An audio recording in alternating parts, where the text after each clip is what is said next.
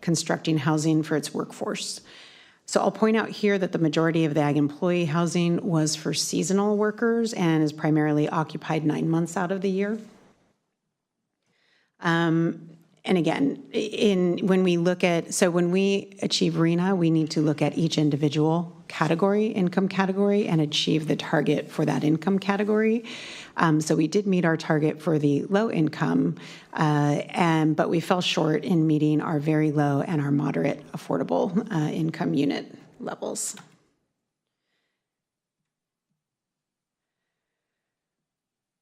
So this is looking at our current 6-cycle RHNA allocation. So income limits and ranges for our housing income categories are updated annually. They're included here on the slide. The Monterey County annual median income is $100,400 as of the 2023 updates. So RHNA units are allocated and need to be met by these 4 different income categories. And the total RHNA allocation that the county needs to plan for in our housing element is $3,326.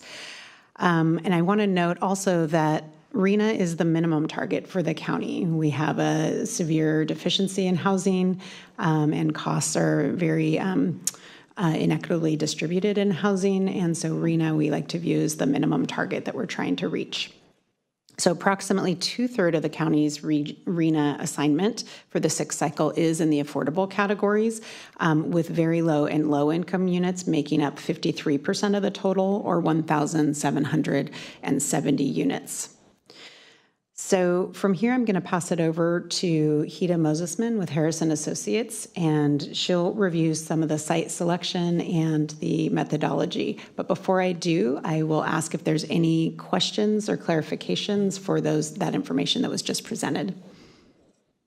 Commissioner Daniels. Thank you, Chair Deal. Yes, I have a question on this slide. So the percentage of total, if this is 6th cycle, so this is the percentage of total, never mind, of the total 3,326. So we don't see in this chart, and we haven't seen yet pipeline projects added into this. Okay, thank you. I'll save my question.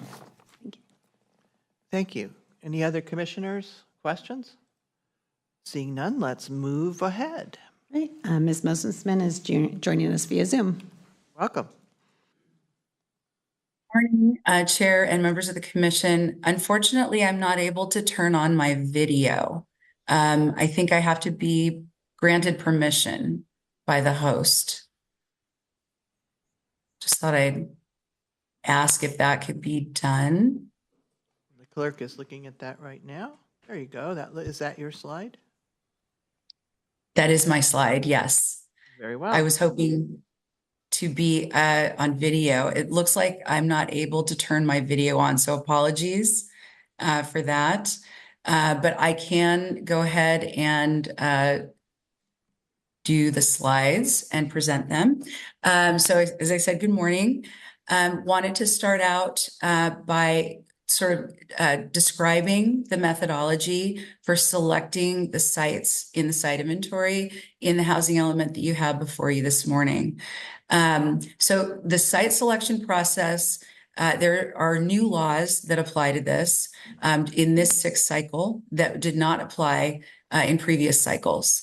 HCD, or the California State Department of Housing and Community Development, has issued a guidance document as well on how to select sites that are appropriate for housing.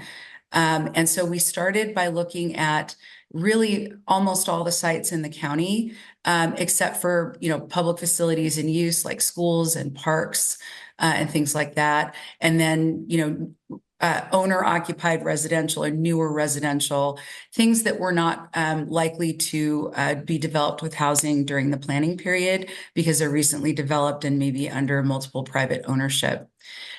We also looked at fair housing considerations, and by that I mean, in general, not concentrating lots of housing in just one or two portions of the county, but spreading out units throughout the unincorporated portions of the county. We also looked at geotechnical high flood designations and extreme fire risk. and filtered out those properties. And then we looked at those high resource areas that are in unincorporated Monterey County that are close to amenities like schools, healthcare, transit, and grocery stores. And then we also looked at, because as Melanie had mentioned, 2/3 of your RHNA is at affordable levels. What would be the potential competitive scoring for state and federal funding for affordable housing?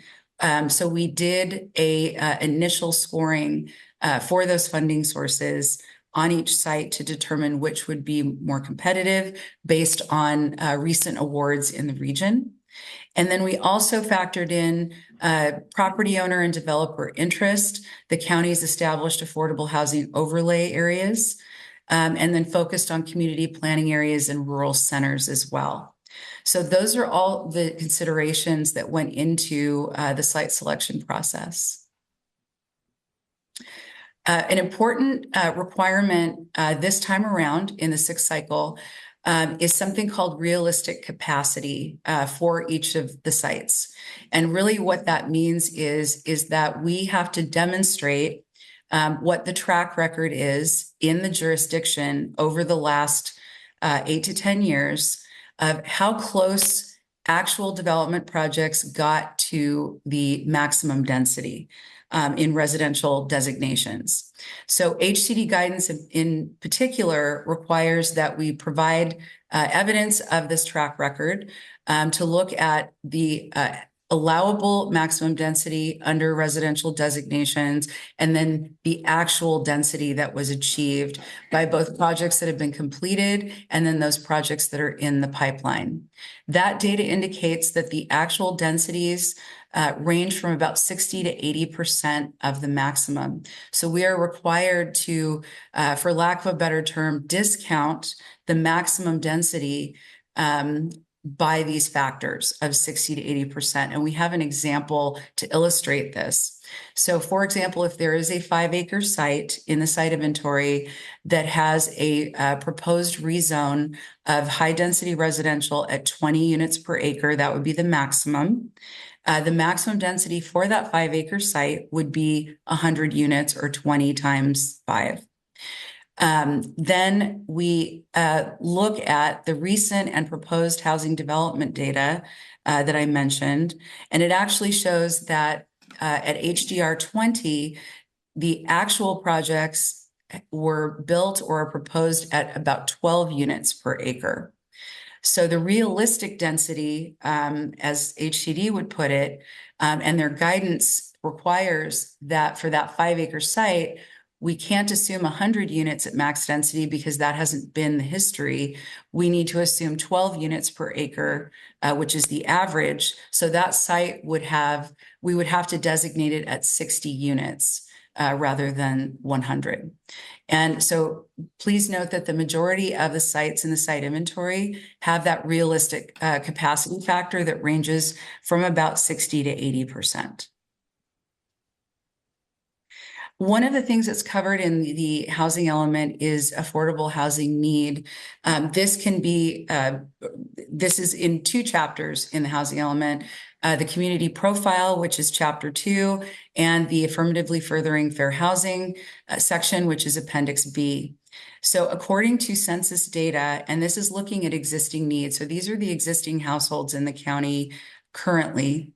About 1/3 of all households in an unincorporated area are cost burdened, meaning they're spending more than 30% of their income on housing costs.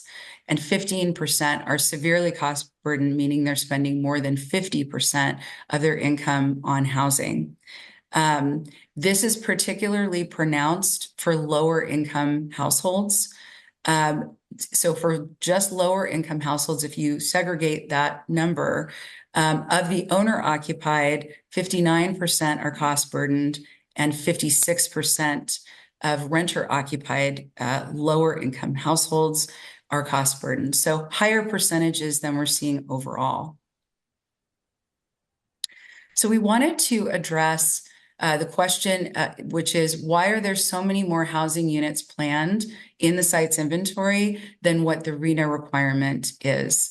There are basically two reasons for that we want to illustrate it as clearly as possible. As Melanie had mentioned, the RHNA, or the Regional Housing Needs Assessment, that is the state mandated allocation of housing units that must be planned for. That is really sort of a bare minimum of what each jurisdiction needs to plan for. And two important points. I know that we're looking at RHNA as a total of that 3,326 units in the second column on this slide in the table. But the state actually views the RHNA as separate and distinct by income category. So looking at that total number is not really what the state requirement is. So it's really very low income at 1,070 units, low at 700, moderate at 420, and then above moderate at 1,136. Every jurisdiction is required to plan for units in specific income categories that are related to that RHNA allocation. So HCD guidance requires that a buffer be applied to each income category, particularly affordable. And the very minimum buffer that you can use is 15%. So if you look at the RHNA plus the mandatory 15% buffer, really what the county needs to plan for is 1,231 very low units, 805 low units, 483 moderate units, and 1,306 above moderate units. And you can see in the housing element that there are a lot of units planned at about 10,000 units if you total everything up. But I want to emphasize very much that we have to look at each income category separately because that's what the law requires. So if you look at the very low requirement with the buffer, 1,231 units, we actually have planned for 1,324 units, which is only 24% buffer on the very low. And as you go up in income category to low, to moderate, above moderate, you'll see that that buffer is a lot larger. And I will explain the reason for that. But we are required to plan for each income category, and the buffers at the very low and low are really not as large there. So the first big, if we could go back to thank you. So the first big reason why this number is large overall is something called no net loss for the 8-year planning period. This is a new requirement for the 6th cycle. And what it requires is that every jurisdiction must maintain enough sites for each income category. So as development happens, there's how housing development is planned in this document, but then there are development proposals that come in.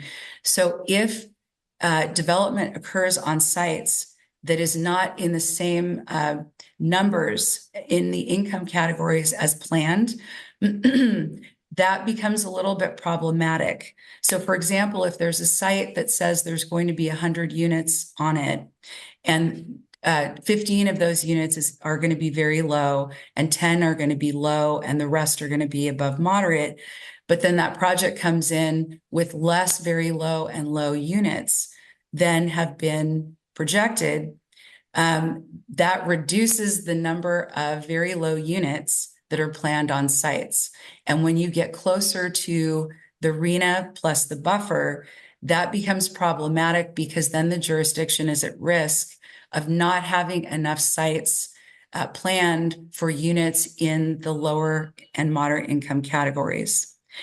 If the actual plan number, so for very low, if we're at 1,324 units today, and then 2 years into the planning period, that development happens, and really we're getting closer to that 1,070, then new sites have to be found to designate for very low income units. And if sites are not designated within a very short time, the county is at risk for decertification. So it's a requirement that all jurisdictions have to maintain this inventory of available sites at each individual income level. And that's really the reason for the buffer. So best practice is to exceed that 15%.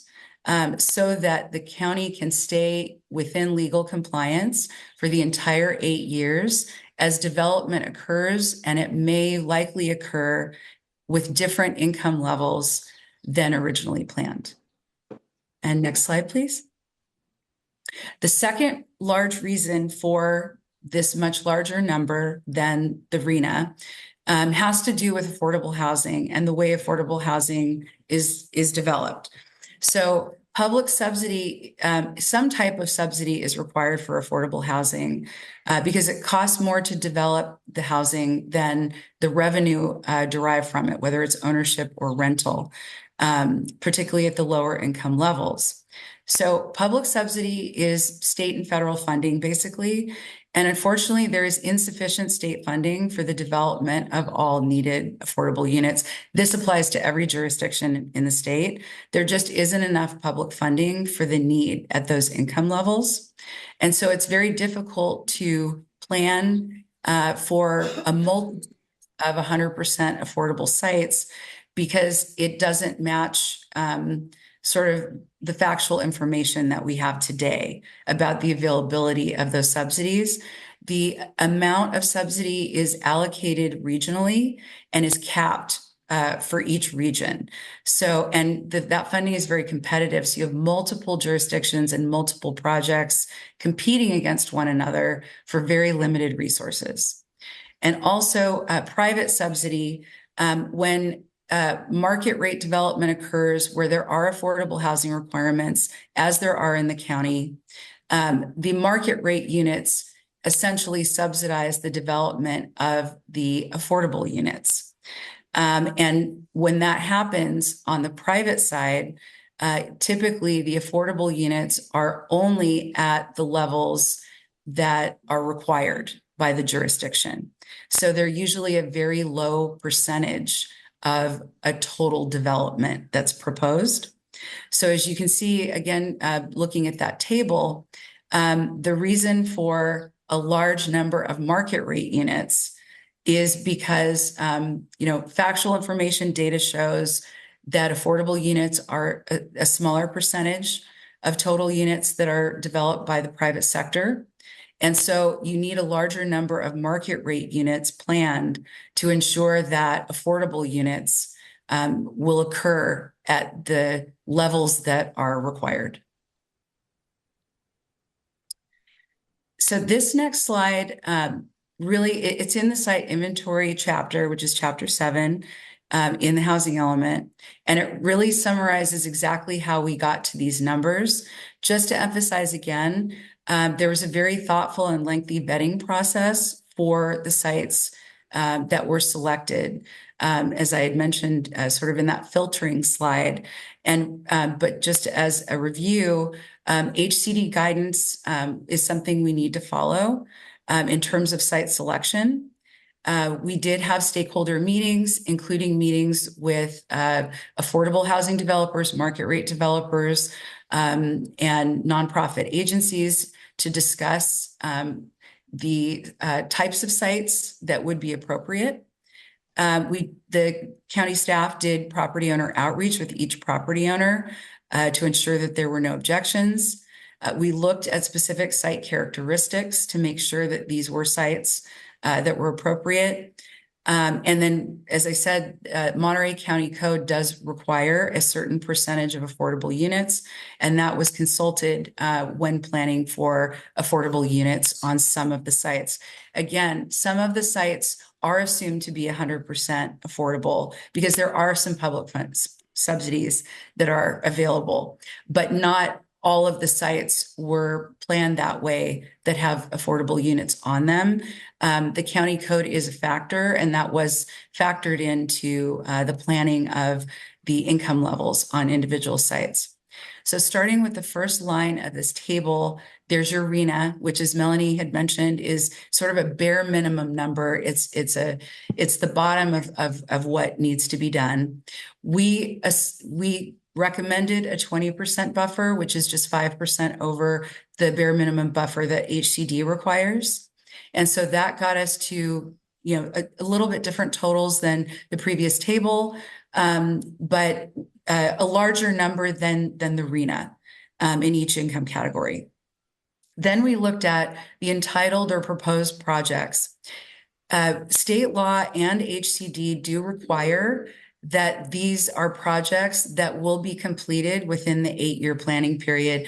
So if they are projects that have been in process for quite a while and are not moving forward proactively, guidance says that we can't include those as a pipeline project. We have to provide evidence of the progress and the status of those projects. But in total, it's about 500 units with a really good distribution of income levels at all income levels, from very low to above moderate. We're also, per HCD guidance, we can look at the development of accessory dwelling units, or ADUs. Again, track record is really critical when it comes to HCD guidance. And now we have to provide evidence in housing elements that show what development patterns and trends are in the particular jurisdiction. So looking at ADUs in the county, we see that a few of them have been low income, but the vast majority have been above moderate. And so we did count ADUs, about 270 in total, but the majority being at above moderate based on that track record. So when you add the pipeline projects plus the accessory dwelling units, that's looked at as a credit to your RENA plus buffer. And so what was left over after that credit was about 1,200 very low units, 700 low units, 300 moderate, and I'm rounding here, and about 1,000 above moderate units, for a total of about 3,000 units. And this is where we need to look for sites, opportunity sites, where housing can be developed, and pursuant to the filtering process and the considerations that I had mentioned before. And what we've done is we've shown in this table where these units are located in terms of community planning areas, with a focus on concentrating or having the large number of units in those high resource areas, areas that would score well for affordable housing, that provide amenities that people would need within short distances. And so you can see quite a few are located in Carmel Valley master plan area and the greater Monterey County Peninsula, also in North County as well, but with a spread of units throughout many different community planning areas. And again, the reason for the larger number on the above moderate is because of the two issues that I had mentioned: the need to maintain legal compliance through the 8-year period, no net loss, meaning you have sufficient sites at all income levels for that 8-year period, and also, the facts about the realistic facts about affordable housing, which is that public subsidies are somewhat scarce, and that when private development does subsidize for affordable housing, it's usually at fairly small percentages. And that leaves us with about, if you look at the very bottom line, a 24% buffer for very low income, 60% buffer for low income, and over 100% for moderate income. So, Ms. Mosesman, where are you in your presentation? We need to make sure we don't lose our place for any questions the commission may have. Sure. I think this is actually the last slide that I am presenting. Let's leave it up there. Okay. I know I saw a hand up from Commissioner Daniels. You want to start us off with questions? Yes, please. Thank you so much. If you could go back to your very first slide. Thank you. So in your site selection methodology, I'm just curious if you talked about the HCD guidance document. Is developer interest part of that document? Well, it is. It's not as explicit in that document. However, we have worked on a number of different housing elements this cycle. And that is something that HCD views as the gold standard for evidence that the property would be developed within the 8-year period. So they have made it very clear on multiple occasions that that is a very important data point to present in a housing element, because developers are the ones that would eventually build the housing. And so if that interest is there, that's a good indication that that site is appropriate for housing development. So then if you go back to the analysis that was on your realistic capacity methodology, you're saying that we're relying on private developers. That's why we have that 156% buffer of above market rate housing. And you're saying that this is something that HCD has indicated is a strategy that helps Monterey County conform to the realistic capacity methodology? The realistic capacity is more about how many units can be developed on a site. It is not as income level specific, but it's more about how many units can a site accommodate based on the track record of the county. The planning for the affordable units, that methodology, we needed to be based on facts and current market conditions, and also development track record. So when you look at the developments that have occurred in the county, let's just call it the last 10 years, and you look at the income distribution and how many total units in each income category, it's usually a smaller percentage. There have been some 100% affordable projects, but on the whole, the majority of the affordable, it looks like the majority comes from at least permanent and not seasonal, comes from inclusionary requirement or affordable housing requirements. And so the track record part of the evidence that is now required in housing elements, that data shows that the affordable units, as in almost every jurisdiction in the state, those are usually a smaller percentage of overall housing development. And so that's how the methodology was approached for allocating units on a site in different income level categories. So based on that track record, based on the availability of public funding sources. So I think it would be really important, if we can't answer this question today, that when we come back, we have this question answered. And that is, if you don't know, I mean, if you know, please let me know. But what is that track record? Because we're putting all our eggs, it looks like, in this basket, with the exception of some of the public funding you identified that is available. Right. And so I would like to know what that track record is in terms of how many affordable units we have produced using this methodology. And then I'd also like to know at some point other jurisdictions that have used this methodology, because I have been looking for that and I haven't been able to find it. Can you go to the next slide as well? The one that, or maybe it's the final slide with the big chart. Thank you. So, and then I'm also just concerned when I look at this slide, because when we have the line that says net RHNA with buffer after credits are applied, and again, looking realistically at what will be built in the above moderate entitled or proposed projects, does that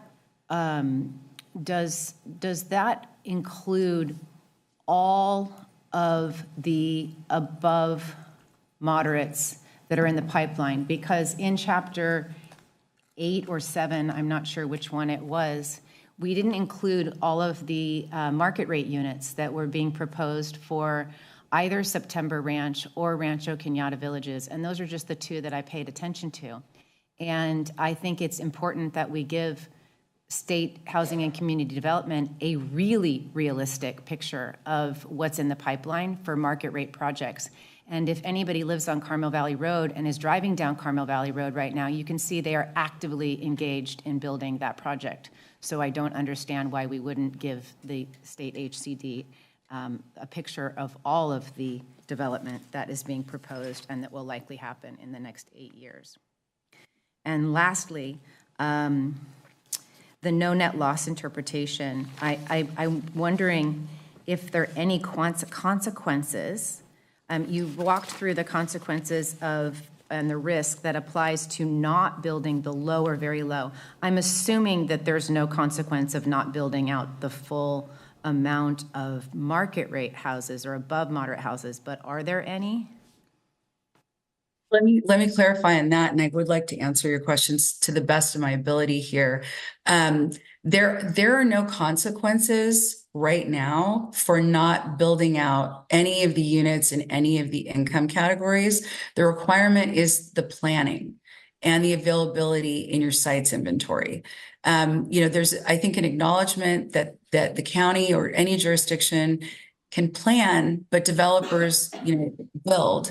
So in any income category, there are no consequences for those numbers not coming to fruition because that is outside of the county's control beyond the planning process.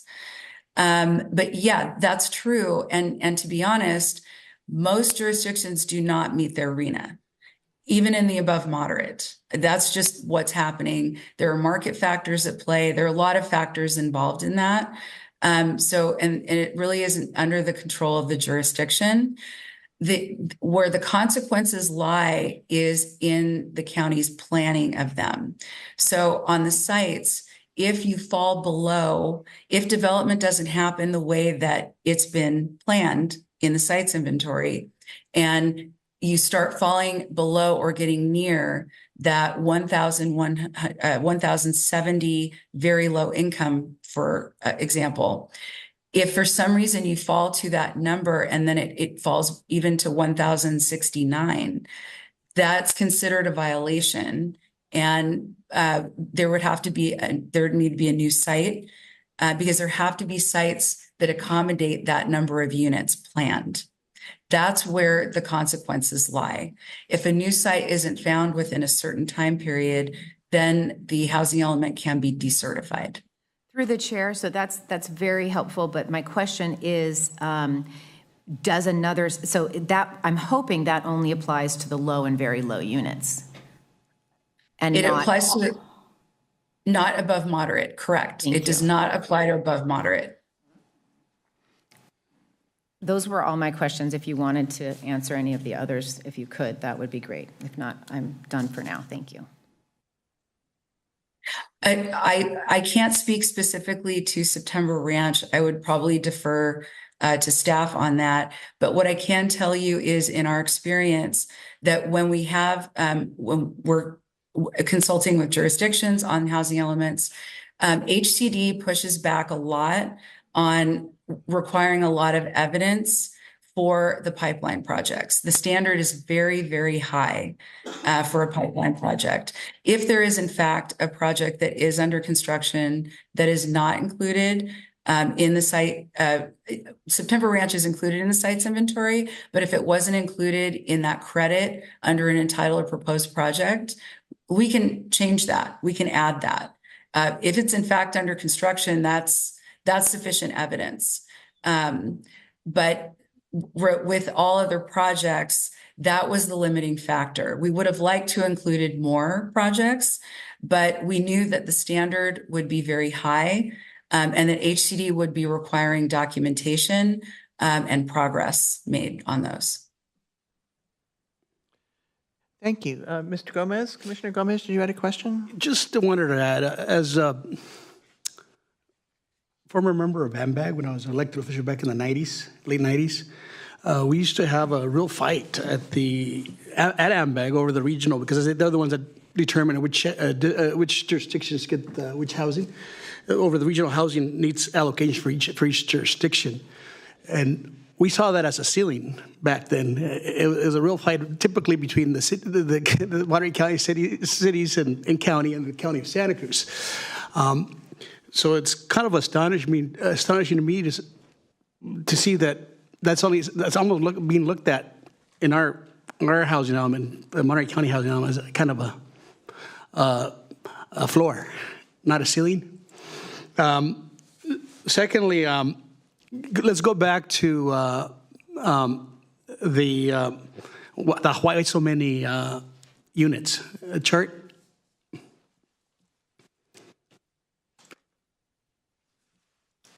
So the regional housing allocation usually talks about a 30% buffer, which is about, out of the figure, which is about 1,000 units more, right, above the 3,326.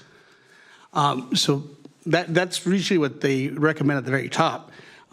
Secondly, I wanted to look at we're just wrapping up the 5th cycle. You've indicated that most of the affordable housing units that were built are built by H2A housing projects. How many housing units were actually built as a result of above moderate housing projects during the last cycle? So so our total, oh, you know what, give me a minute. I don't have that breakdown. Sorry, I thought I had it.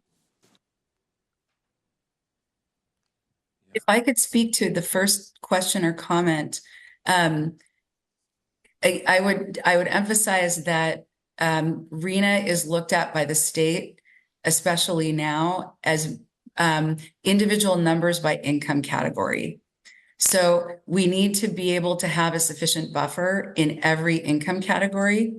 And so I'm pointing again to the no net loss and to the subsidies, the public and private subsidies that are required, and how affordable housing has been developed over the last 8 to 10 years. That's really that number, because to get to a sufficient buffer, 24% for very low income, it requires more above market or above moderate income units to be planned to get to that 24%. Does it require that it be planned, or that the lands be identified for low-income units? They're, I think, two different things. Because again, the county is not in the business of building housing. Typically, we're in the business of identifying land that could be used for housing. That's correct. It is. We are required to identify pieces of property or sites, and that's the state legal requirement. And then we have to identify not just the number of units on that site, but the number of units within each income category. So if you look at the sites inventory chapter 7, for each individual site, we've identified how many very low, moderate, and above moderate units are planned for each individual site. And not every site has a spread of those. And not every site has in every income category. And there are different reasons. Each site has its own characteristics. Sometimes there's interest. Sometimes the scoring for a public subsidy is really, really great. And so it really would be a competitive project if submitted.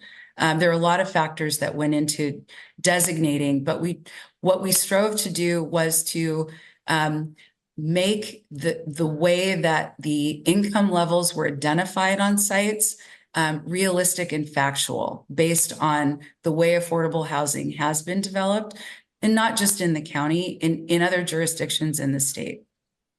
Yeah, I think I'd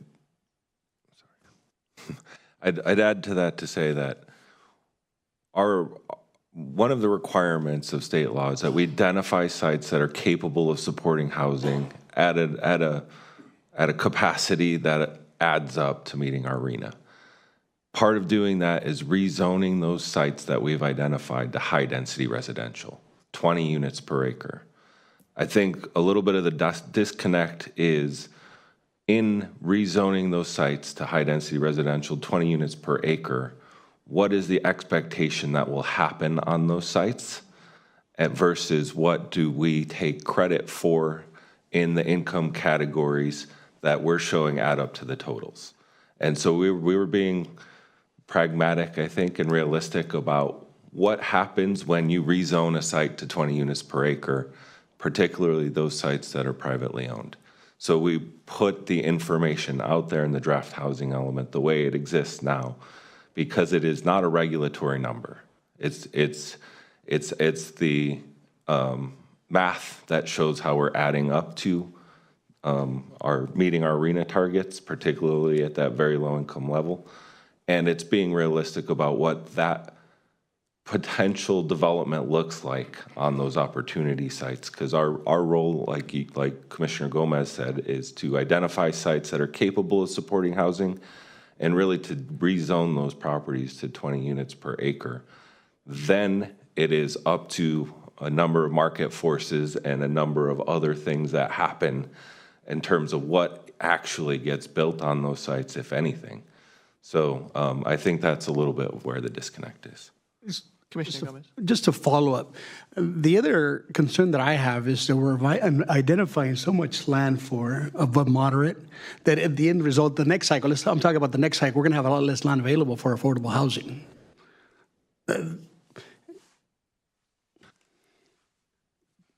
It's not a win-win, I guess. That's the way I see it. There is a question in there, Mr. Spencer, if you want to. Yes, there is a requirement in state law that if you've used a housing opportunity site in a past cycle and it did not get, particularly for that lower income category, and it did not get developed in that last cycle, and you use it again in the next cycle, you then have to deem it able to be built by right without the discretionary process in order to incorporate it again. But that doesn't prohibit you from incorporating that same site in the next year's cycle if it didn't develop in this cycle. If I could just add to that answer too, that, as the development, is conducted by developers and not the county, the sites inventory as exists today provides a variety of options with an acknowledgement, that realistically, it's unlikely that all the sites will develop, in the planning period. The county does have some infrastructure limitations. And that is a factor that we actually discussed with HCD. We asked for guidance about how to plan around that. And we have, and considering those infrastructure limitations, particularly water, there are a variety of choices available for potential housing development to incorporate that with the acknowledgement that it's unlikely that all of these sites will develop during the planning period. We're hedging the bets and providing options for development. I think it's unlikely that all of the sites will be developed by the next housing cycle and leave very little left for affordable housing. Commissioner Gomez? Just going to the last chart, on the presentation, there's reference to high resource areas. Can you go into depth of what that means in terms of both for specifically for North County? Yes, North County, if you can, and Carmel. I think two areas are identified: North County and Carmel. Yeah. So part of our requirements in the housing element in this cycle, which is new to housing element planning, it hasn't been in past cycles, but it should have been probably, is to affirmatively further fair housing, which has its own set of guidance from the state. And really what it means is, in the past, a lot of lower income housing units have been concentrated in areas of poverty already, which essentially continues to concentrate lower income housing in certain neighborhoods that are disadvantaged. So our task is, there's many layers to it. One is we need to spread the sites, opportunity sites throughout the county to provide opportunities for housing in different communities within the county. But we also have to provide the opportunity for lower income sites in higher resource areas that kind of reverse the trend that has happened in the past. So when we're talking about higher resource areas, those are housing opportunity sites in the areas on the peninsula and in North County. Actually, the community of Aromas is a higher opportunity, higher resource area, an area of affluence. There's a map that is published by the state that shows where those resources are. So there's an intention to provide housing opportunities, particularly with opportunities for lower income in higher resource areas, but also to spread the number of opportunity sites throughout the county. Your questions answered, Commissioner? If I may, through the chair, I just wanted to see the Commissioner Gomez had requested the breakdown of what was actually built in the 5th cycle. Would you like me to share that? Sure.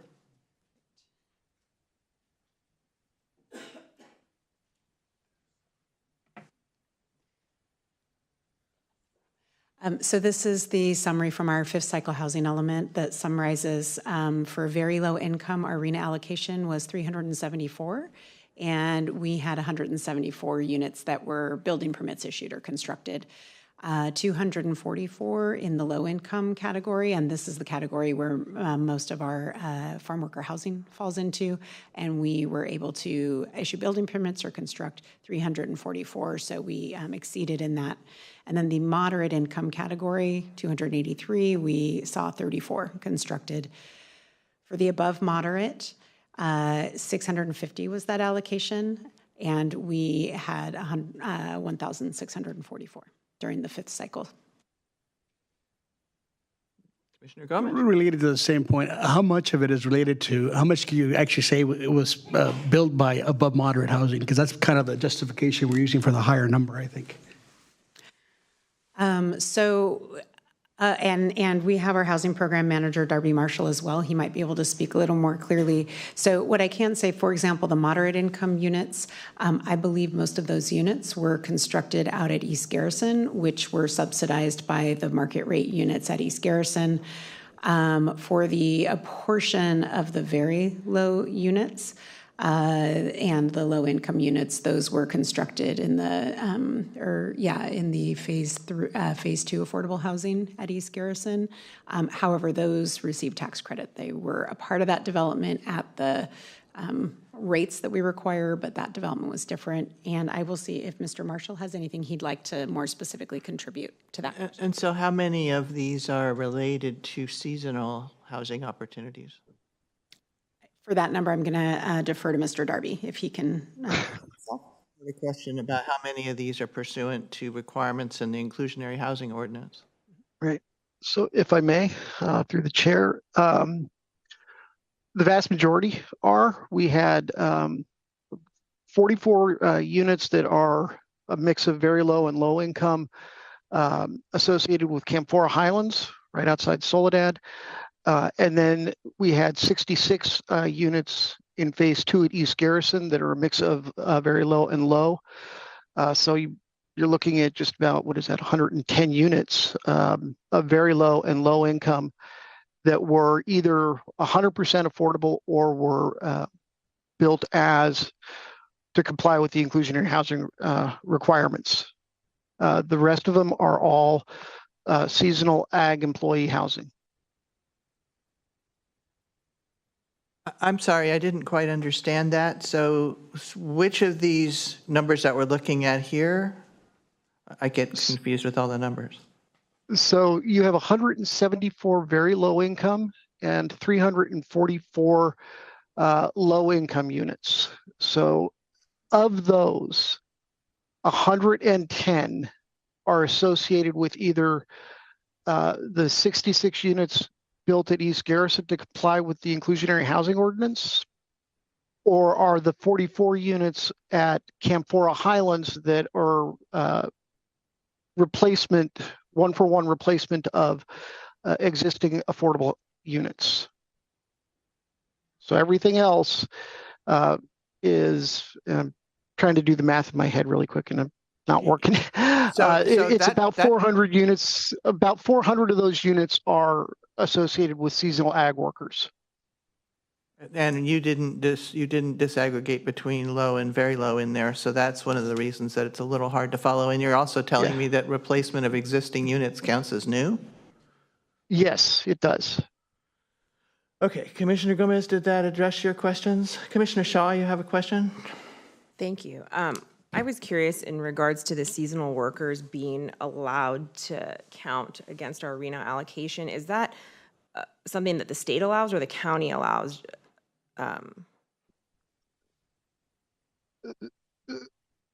Through the chair, if I may, Darby Marshall.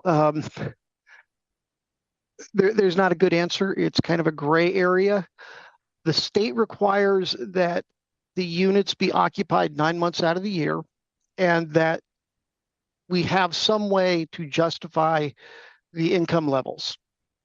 What we have done is looked at the Employment Development Department's quarterly employment wage survey data and found that over the last 5 or 6 years, farm workers have typically been earning about 70% of AMI. And we know that the units are occupied 9 months of the year. In the case of the Tannemer and Annell project in Spreckles, they specifically have a use permit that limits them to being occupied 9 months of the year. The state has not questioned our methodology at this point. So we have reported them, and the state hasn't said we can't. Just Okay. backing up, there are kind of two ways in which you claim credit towards RENA in the end.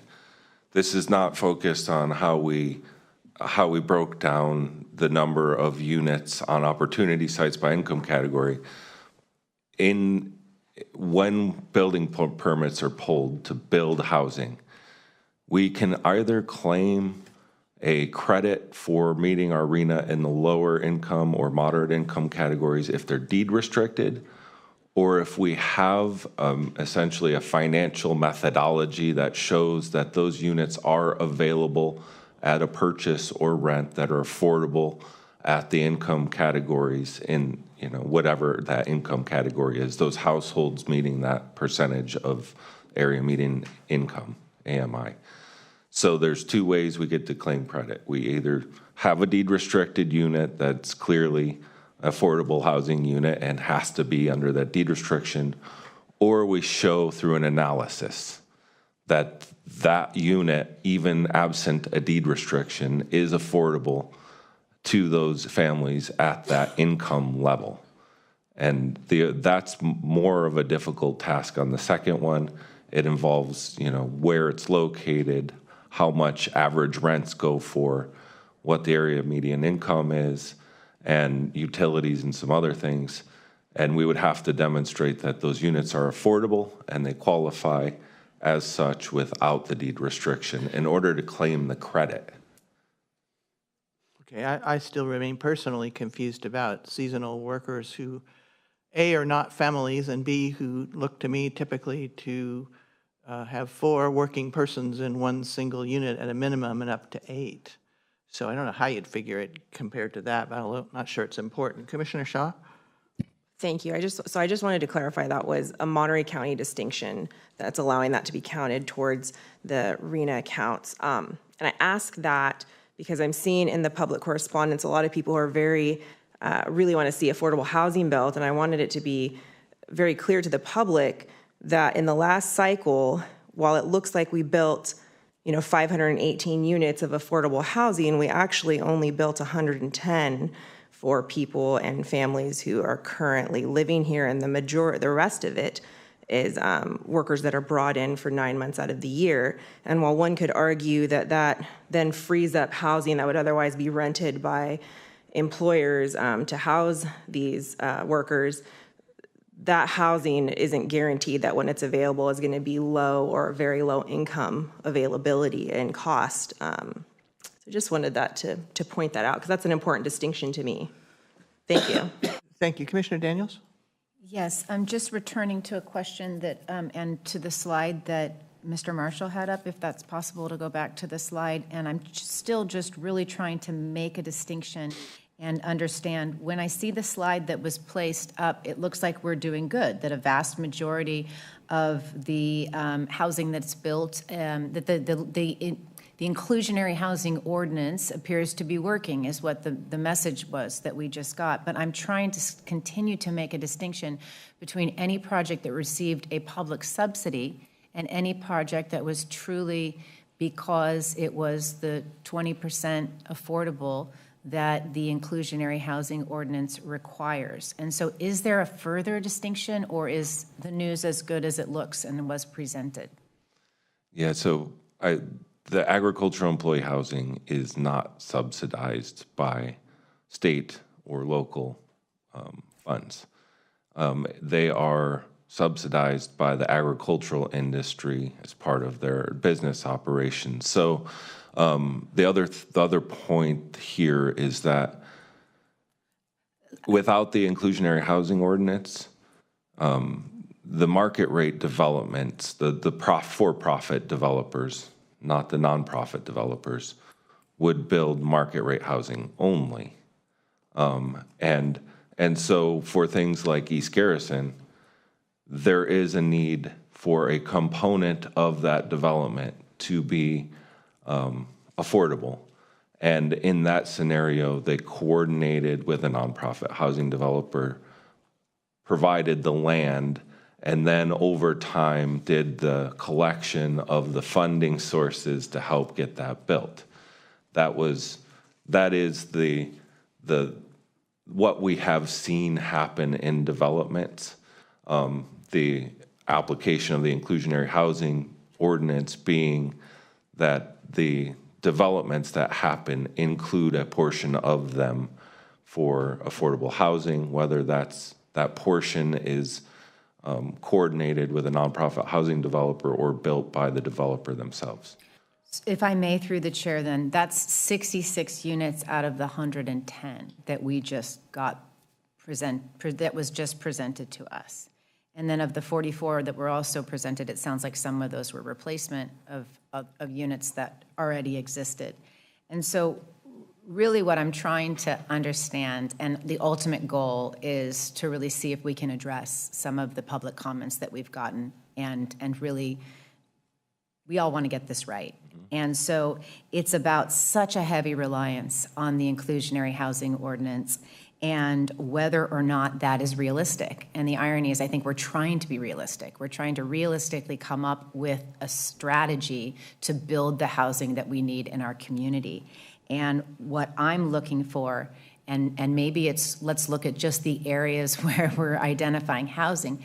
How many units have been built in the last 10 years, which was the number that was the period of time that was referenced by the consultant, strictly relying on the inclusionary housing ordinance, because public subsidies was another category. We had public subsidies and we had private developers, and public subsidies is related to several of the sites that were identified, and there was some money that they said is available, and then private developers. But that 156% buffer relies, that's a huge amount that's relying on the inclusionary housing ordinance, and I'm trying to understand if that is really feasible or realistic and will build housing, or if we should really try to readdress this while we can. That's it. Thanks. Did that make sense? I think I've been struggling with the same issue, which is that I think I need to have unpacked all of the voluntary agricultural housing, whether it's seasonal or ongoing for families. And those are things that a developer chose to do and to apply for with however they funded it. Some developers are for-profit, some are nonprofit, doesn't matter in this case. And to separate that from how many units have been required of people through the inclusionary housing ordinance and have been built. And that would add to me about our consideration of in-lieu fees, because we have used that inclusionary housing ordinance in a number of different ways, and it's not infrequent that some portion thereof is proposed to be satisfied by an in-lieu fee. And so I would really be interested in knowing how many units specifically were required by and then built because of the inclusionary housing ordinance solely?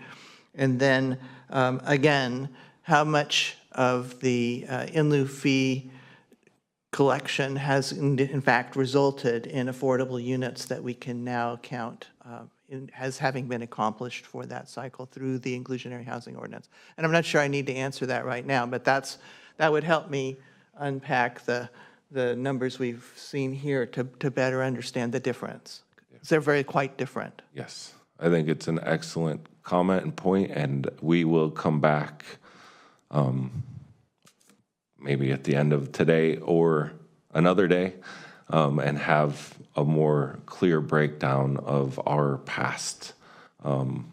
Great. And I would, at this point, say to those listening, I know it's taken a while to get to where we're going to hear from you, but it is possible that we could continue our work together if the end of this hearing we come to a place where that's really necessary, and maybe bring back some of this information. Where are you in your presentation, Mr. Spencer?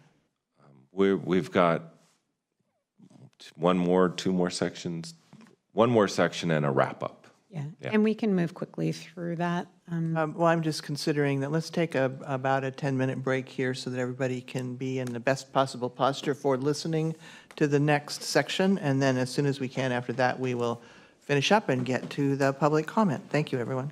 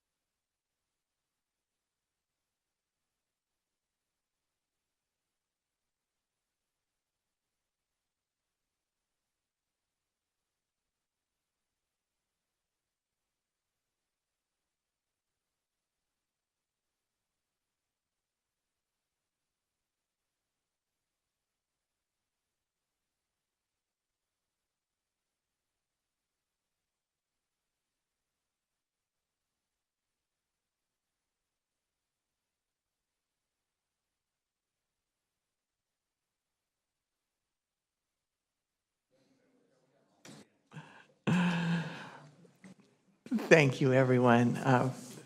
Now we're going to reconvene and go back to staff to listen to the next couple of sections and the summation, and then hopefully go on from there. Mr. Spencer, Ms. Moretti?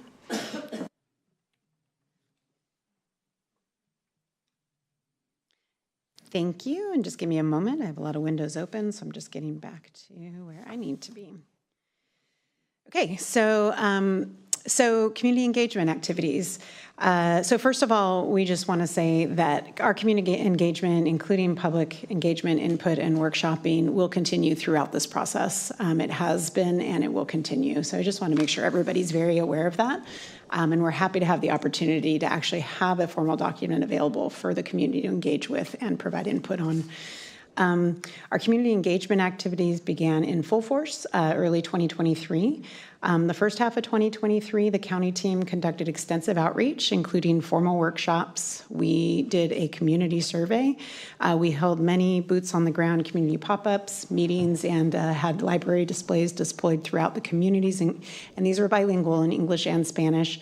And I do want to make a note, it wasn't on the slide with our team members, but for folks in the community, they've probably most had FaceTime with Edgar Sanchez, who is our assistant planner, who's done the majority of that boots on the ground work we're really thankful for.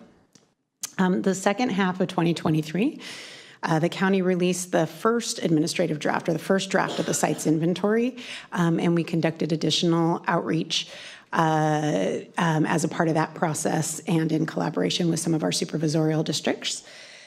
We also conducted focused stakeholder meetings, including for-profit and nonprofit housing developers, employers in the larger employment sectors. We had a rental group, fair housing providers, et cetera. And then there's a more detailed summary of the outreach to date in Appendix A of the draft housing element. So for our housing element survey, that was open from mid-January to mid to late February. Again, that was English and Spanish. We received over 500 responses to the survey. This is a distribution. We had fairly good representation throughout the county. In addition to that, we received, for some of the targeted questions that we pulled out of the survey that we asked community members in the libraries and pop-up, we also received additional data. So just some of the key findings and take-homes. So some of the housing most needed that rose to the top is employee housing and rental apartments. We have a real deficiency of that in unincorporated county in particular. Highest need for housing is to really meet the needs of our unhoused community members, our single parent, in particular female head of household community members that are struggling, and our lower income agricultural workers. 16% of respondents had experienced housing discrimination based on income, race, and or family size. There were about 30%, or a third of respondents, felt that there were not sufficient services to support fair housing and access to housing. And also that we really need affordable housing units built throughout the county, and that our underserved communities need greater investment in infrastructure, transit, and services, and affordable housing. Our affirmatively fair housing, so that's defined, just as a reminder, taking meaningful actions in addition to combating discrimination, which overcome patterns of segregation and foster inclusive communities, free from barriers that restrict access to opportunities. So there were 5 main categories affecting deficiencies in our housing fairness: lack of access to opportunity, disproportionate housing needs and displacement of community members, segregation and integration or lack thereof, and I think that's both economic as well as racial segregation, exposure to environmental hazards, and then just fair housing enforcement and outreach capacity.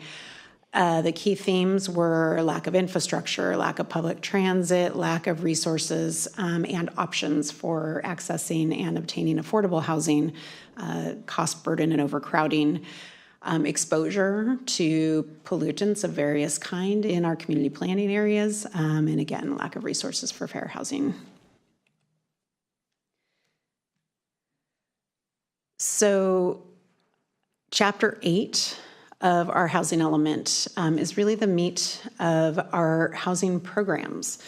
The housing plan identifies goals, policies, and programs, including implementation targets and timelines that are key to address the key constraints that have been developed through the development and research conducted and analysis of the housing element.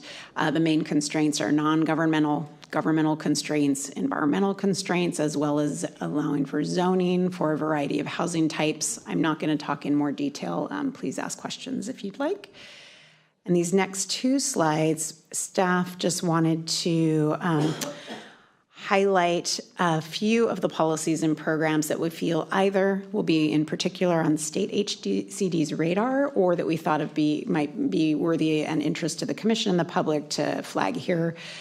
Overall, the housing element housing plan identifies 5 overarching goals with 37 policies and programs identified to achieve those goals. So accessory dwelling units, very large emphasis. Also making sure that we have annual or ongoing communication with our policymakers through our Board of Supervisors, and that would also include with our Planning Commission as well. Particularly looking at incentives and concessions for developers. So one thing I wanted to highlight here, in addition to all of the outreach that's summarized in the housing element, on May 6th, our county's Housing Advisory Committee and the board's Health, Housing, and Human Services Subcommittee held a joint session where they wanted to invite local developers, both for-profit and nonprofit, as well as other interested parties, in to add some additional feedback, not just related to housing element, but housing as a whole. How do we look at our inclusionary housing ordinance, et cetera? So the transcripts and the survey results that came out of that will be available publicly. We just didn't have time to digest it fully for today, to also inform the conversation. And streamlining where we can, making sure we're in alignment with state law. In particular, it's been mentioned, water. We all know water is a major limitation. And while we don't have direct control over water availability, we as a county have a number of policies geared towards helping to support and facilitate those conversations and those solutions that kind of resolve our various different water issues in the county. And then again, I'm not going to go through all of these. I did want to note in particular, however, addressing policy H3A, the rezoning, as well as zoning amendments. So to have a compliant housing element, because we did not meet the state mandated deadline for our housing element, which was the end of December of 2023, we have 1 year from that deadline to bring forward the rezoning and amendments that are needed, the rezoning to implement the housing element. So we wanted to flag that's both for the rezoning to HDR 20s and the preparation of our environmental impact report that we will be moving forward with our housing element are going to be moving concurrently with the housing element so that all of those, when we get to final certification, are ready to go, and to make sure that when we do get to certification, we have a fully compliant document and are in compliance with state law. Also, another key to facilitating housing, we need to look at reducing subjectivity and discretion in the housing process where appropriate, and especially for the type of housing that we want to see to help better achieve our goals. And so we do have a number of goals, such as objective residential design standards and streamlining our development processes, and other goals highlighted in the housing program. Again, much more in there. We look forward to discussion, and I'm happy to pause here before we just have our 2 final closing slides, if there are any questions on that information. I do have a couple of, I hope, brief questions. One of them is that many of the considerations that we think are going to come up, particularly in environmental work, but should have certainly informed planning, seem to be encompassed by the concept we relied on so heavily in the general plan, which is the jobs housing balance. And discussing not only public transit and those sorts of things, but in actually identifying where jobs needed people to do them, and then looking at housing opportunities that were related to the jobs in that specific area. Has that concept really made its way through this? And if so, how is it addressed in here?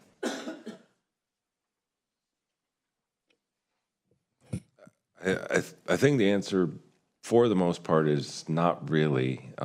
It is sort of embedded in the RHNA numbers in the way in which AMBAG allocates regional housing needs, but it isn't the planning exercise of the housing element to incorporate that, although there is some background data on employment trends. It really stems from the RHNA allocation given through the AMBAG system for allocating that RHNA, which actually comes down from the state as well. I guess my concern had more to do with, as we go through the exercise of site selection, and in the past we have gone through looking at employment data to determine where appropriate sites might really help us get cars off the road or reduce vehicle miles traveled, I guess is the correct way to say that these days. And I don't notice that in the description of what we've received with respect to site selection. So I guess I was talking more about the specific different areas of the county and not the RHNA numbers as a whole. There we go. Yeah, so there was a lot of factors that went into identifying adequate sites. The sites that go into the sites inventory, the things that we believe, at least to some extent, that there's ability for them to be developed in the 8-year planning period and that are close to jobs and resources. And so things like housing opportunity sites along near Monterey and Carmel Valley, theoretically are going to provide opportunities for housing for those folks who would otherwise commute from Salinas. So there was that level of thinking that went into choosing some of the housing opportunity sites.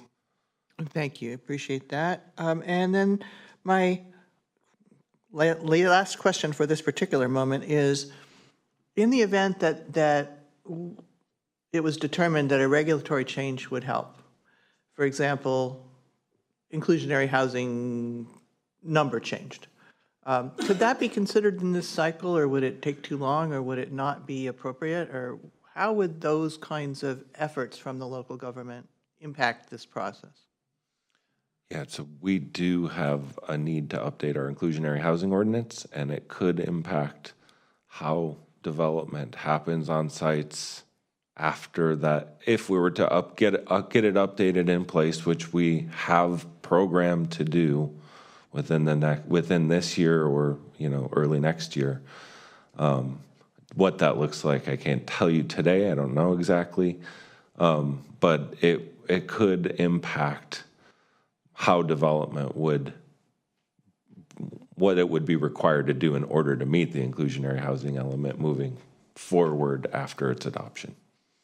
And assuming, in my mind, that would mean that it would be more housing would be required than less. I could be wrong about that, but I can't imagine it.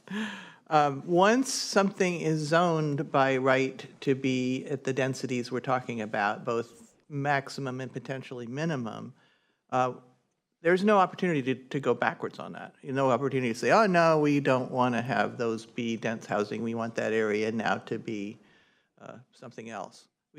Can you go backwards? Not easily, no. So that's my sense, Yes. is that this is kind of a one-way binary thing. Once these places are designated, it really is for the foreseeable future and not something that would be changeable with the wind, in other words. Okay. If I may, just because it's just a twist of language that I want to be sure is clear. So you had said zoned high density and by right. So I just want to make clear that just because we zone at high density, it does not allow development on those properties by right. The by right designation, or what type of development would be allowed by right or without discretionary approvals, is a separate policy decision. So I just want to make sure that was clear, because even internally we've had some slips of tongue to confuse those two. Okay, Okay, thanks. I think that's useful. Any other, Commissioner Shaw? I guess this is very, I guess, scary for me in my experience, what I've experienced where I live, that as soon as something is allowed per the county, like this really intensification of, 20 units per 1 acre is a huge change for some of these sites, that it's going to go through the planning process fairly easily despite the community outcry. It's almost like the skids are greased for these projects, and so I hesitate a lot to go down that path if the path backwards is super hard, which means it's probably just not going to happen. I just wanted to put that out there, that those kind of things tend to go through without much fuss from the county. I guess my comment to that is, yeah, I think that's the point. That's what we're trying to accomplish here. So it's find a good place and then make it easy for that place to be developed. So that the conversation about appropriateness should happen now, not then. Through the chair, if you don't mind. Yeah, I mean, I guess don't want to paint them all with the same brush. But some of the comments that have, mentioned fire safety and difficulty getting insurance and flood zones and evacuation routes, being really careful where the county picks these sites, because some of them do strike me as kind of inappropriate for this density. And I guess another question while I'm on this subject is, would we have been closer to meeting this December deadline had we looked at, 6,000 fewer sites, determined 6,000 fewer sites? Would we have been closer, or just still would have been way behind? We would still be behind. That's not the determinant factor. I think that we've had some challenges in our department that have made this pressing need worse than it otherwise would have been. Okay, going back to staff, you want to go ahead and conclude, I hope. Yes, thank you. Craig Spencer again. And so just want to go over the next steps here. We're in the 30-day public review and comment period. We have the Planning Commission workshop today. We're taking notes. We're gathering the feedback. We want to hear from the public as well. We have a few more workshops planned during this 30-day public comment period, including at the Health, Housing, Human Services, combined with our Housing Advisory Committee, and as well as a workshop in front of the board on June 4th. I should say that the 3H and Housing Advisory Committee is May 20th workshop. The concept is that after the close of the comment period, the draft housing element submitted to the state for their initial review, which can take up to 90 days. They would provide edits and feedback and comments on our draft, and then we would revise that draft before doing environmental analysis, and having a stable project description there, and moving forward at that point for the adoption. Can you go to the next slide for me? We just stop there half a second and ask, does staff expect to provide any changes to this document prior to submission? Based on all this process we're saying here, is that going to result in a new draft that would then go to HCD, or it'd be this draft and then those would be, how would those be considered? So the concept has been in the timeline, and we do have actually an inquiry letter from the state that requires us to provide this timeline to them because we're late. The concept has been that we have the 30-day public review and comment period. We, on top of that, get state review and comments, and we collectively address those comments in a revision at the end of that first review and comment period from the state. That would include all the comments we're getting in this 30 days, as well as the state's comments. So that has been the path that has been that's the trajectory that our plan has been on, and what has been planned for, including with our consultant contracts. Commissioner Daniels? I'm wondering if there is an appetite and some way we can incorporate it into this timeline, a return to the Planning Commission as quickly as possible with incorporating some of the feedback that we received today, because this is really the first big opportunity for the public to make comments on the draft. And from all the letters that we've received, I think there's a lot of legitimate input, and I also think that the commissioners have made some great points today. And so I'm wondering if there's a way for us to please consider looking at in between the 15th, the second bullet, and, well, maybe just pushing the remaining bullets out, even if it's just a week, if that's possible. And I know that's tough and not easy to do, but I think that ultimately, because especially when we start to answer some of the questions that we've asked of the consultant today, like really, truly, some examples of where this methodology has been used and has worked, I think we want a plan to be adopted that not only works for HCD, but works for Monterey County. And so if it's possible to just move those remaining bullets out after the second one and come back to the Planning Commission with some amendments made, I think that would be a really great idea. So let's leave that to the discussions for after we hear from the public, but I agree that that's something I'd like to hear more about because of my concern that if we're submitting something to HCD that really isn't what we want, that seems like a waste of everybody's time.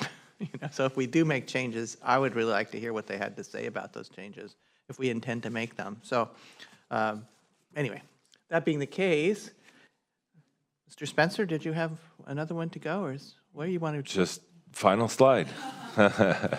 End of the presentation, we on the screen have our QR code, email address where you can submit comments, phone numbers and contacts for folks in our office who can help answer questions if you want to get someone live.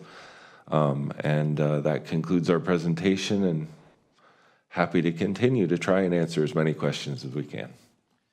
Thank you, Mr. Spencer, and everyone. I much appreciate the work you've done to present something that's very complicated as clearly as possible. I know I appreciate that. Unless there are pressing questions, I'm going to go directly from here into the public comment, and we're going to open the public comment. The process will be I will refer to the speaker slips that people have chosen to present. We'll go through those in the order they were handed in. We'll then go to the chambers for anybody who didn't put a speaker slip in. We will then move to the online comments after that. So that's what I'm planning to do. I have a 3-minute limit on the clock. I appreciate it if when it says it's your time, you can do the best you can to sum up then instead of proceeding, because I think there are a number of people who would like to speak. So that being the case, speaker slips as of this moment, and if I pronounce your name poorly, please forgive me. The combination of handwriting and light makes it hard. The first slip I have is from Ann Hanham. Ms. Hanham, are you here, and would you like to come forward? I'll be calling Scott Hanham next, and Michael DeLappa after that, and Laura Davis after that. And if those of you who are on the on-deck circle would care to come forward, we can move through it as efficiently as possible. Ms. Hanham, you have the floor in 3 minutes. Thank you. My name is Ann Hannum, and I'm a resident of Rancho Rio Vista Property Owners Association. We've heard a number of times today that there's been an extensive public outreach. We learned of Site 46 on Monday, and I, in turn, reached out to the homeownership associations adjacent to us at Carmel Knolls and Carmel Views, and they knew nothing of Sites 46, 48, and 49. That's in Rancho Rio Vista. So the public outreach did not happen, and I would like that clarified.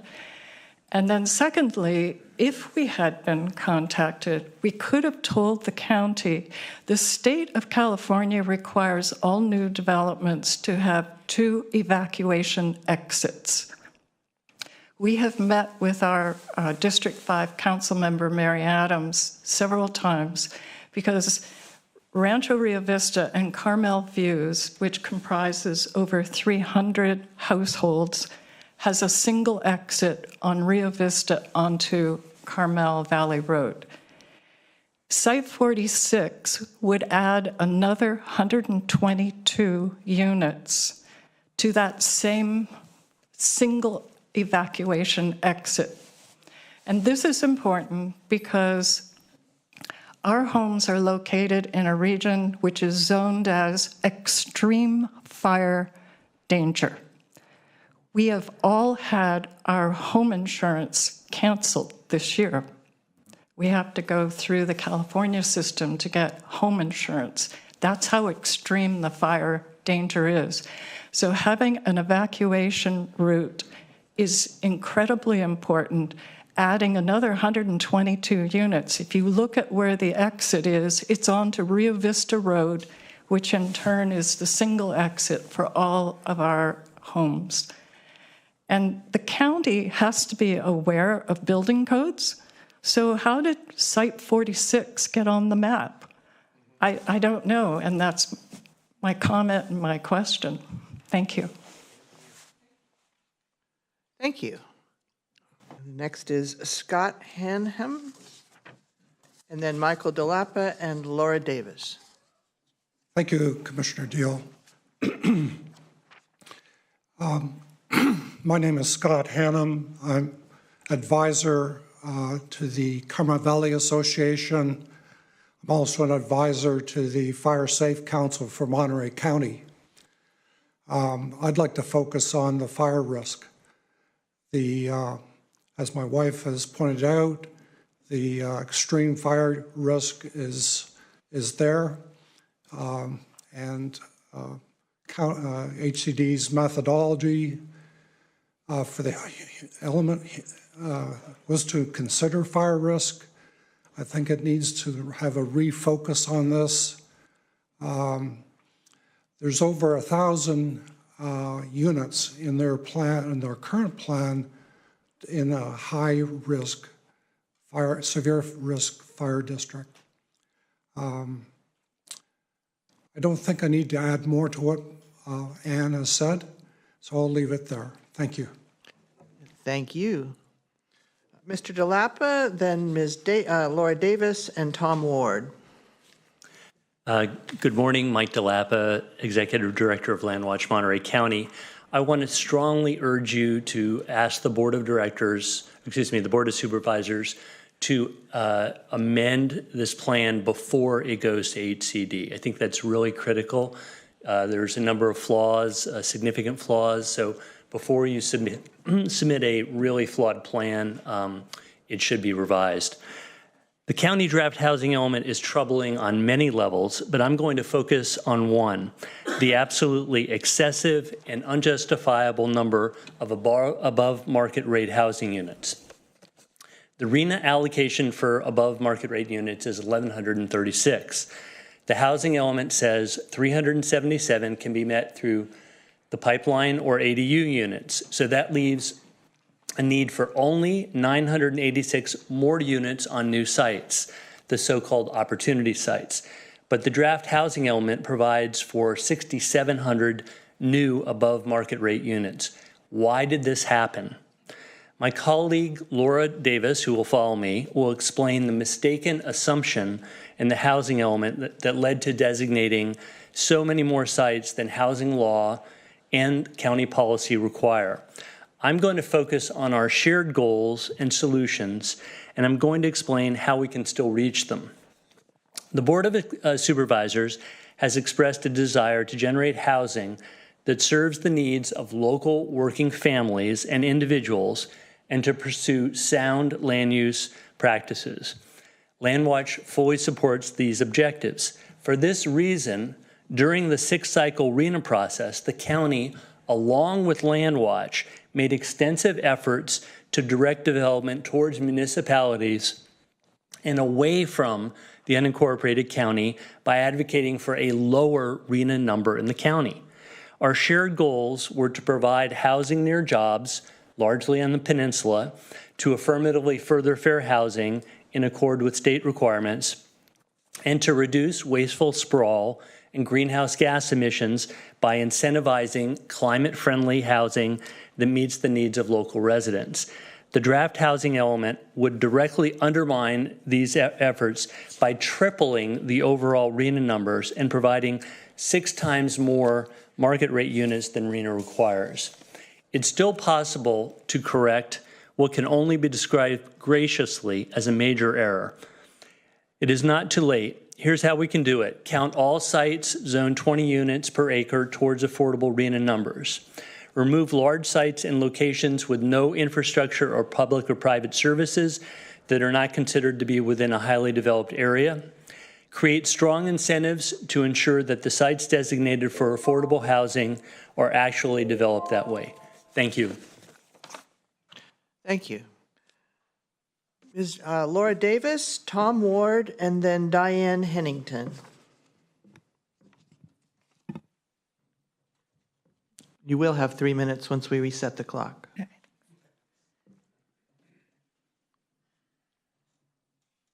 You're good. Okay, thanks. I'm Laura Davis, Deputy Director of Landwatch.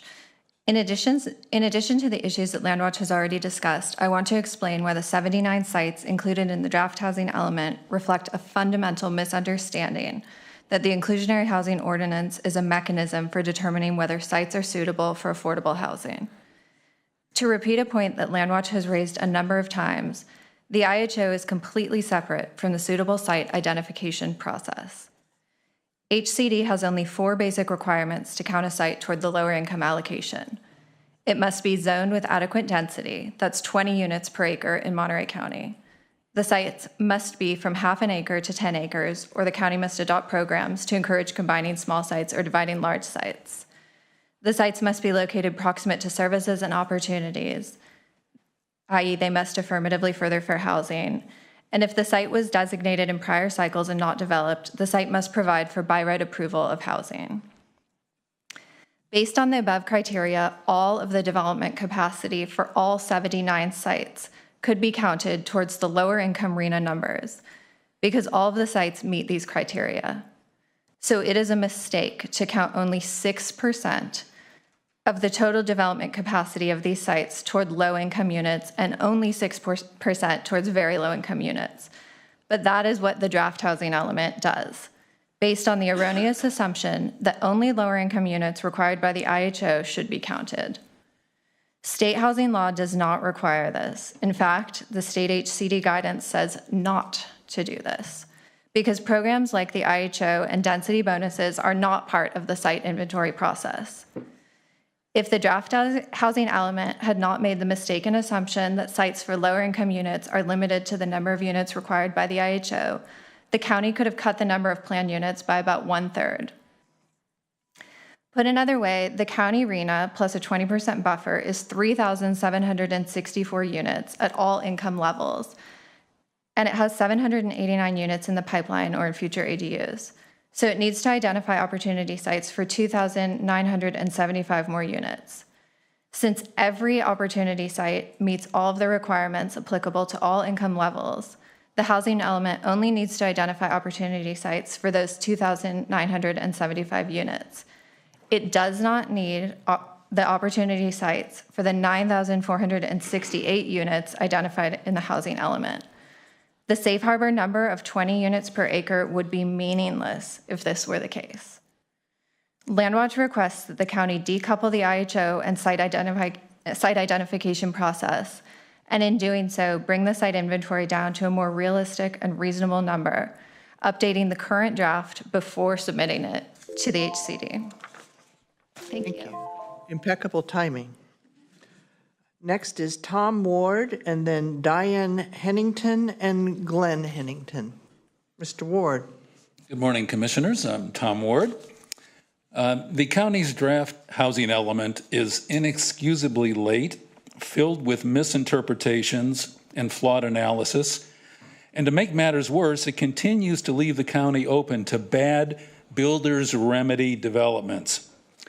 I hope you will take into consideration comments and recommendations from respected local organizations such as Landwatch, the Carmel Valley Association, and others you will hear from today.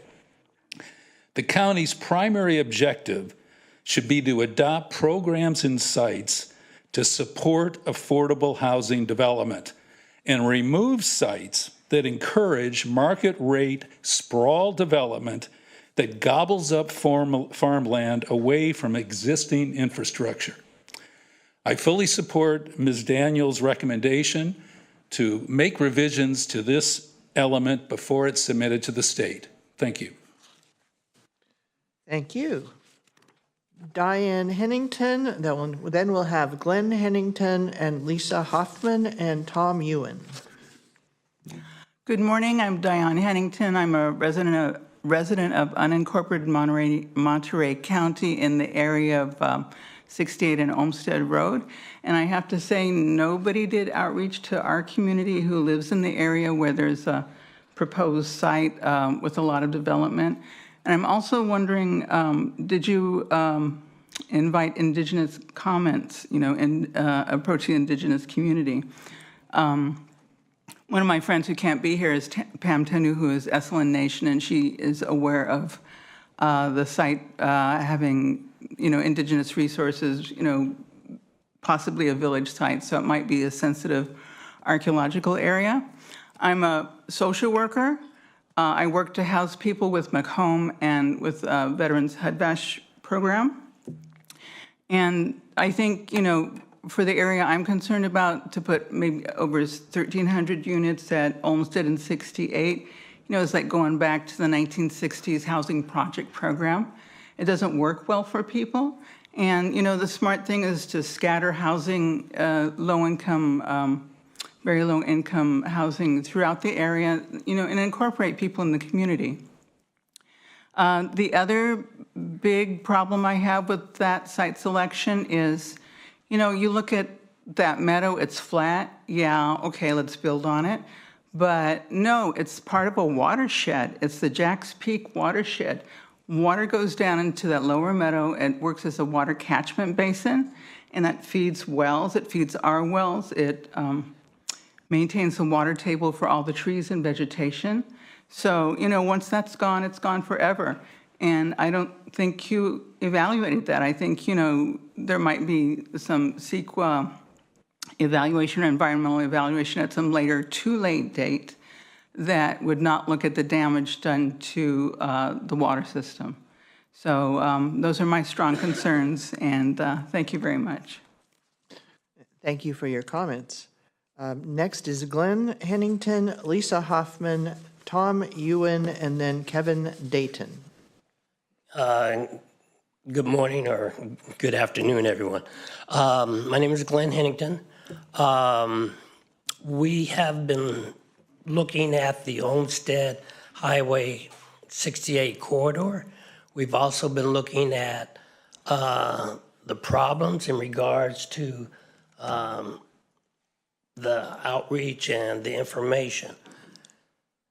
That area, Olmsted, going up the hill, is a Tier 2 fire hazard area. If there was a fire down in that field some years ago, and there were only 4 people down there, and through their carelessness, the fire was started. Fortunately, the fire department at the airport responded quickly to it. If there had been a northwest breeze, it would have moved up into our area, into our neighborhood.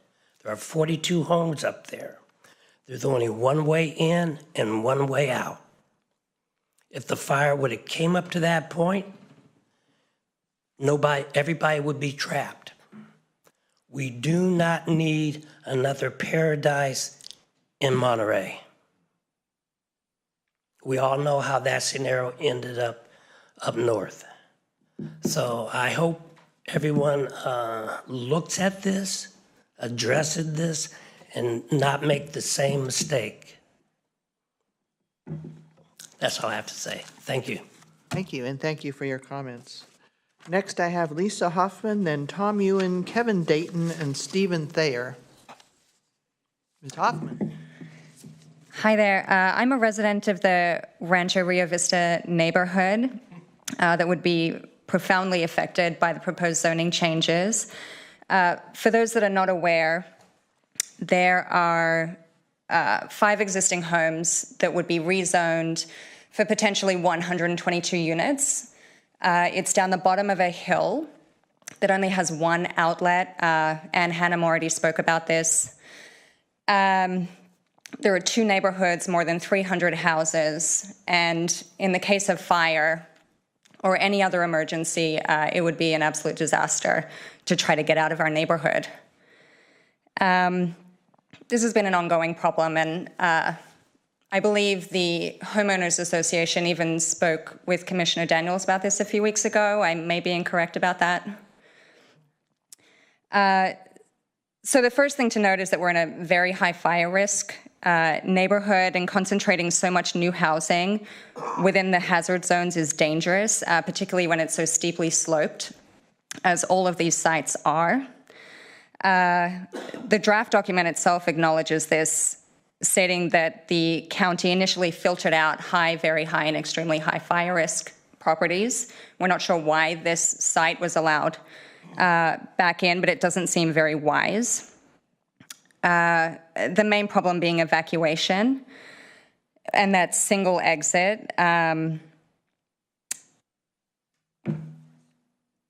So we understand and appreciate how difficult this housing puzzle is, but we do wish to have Site 46 removed.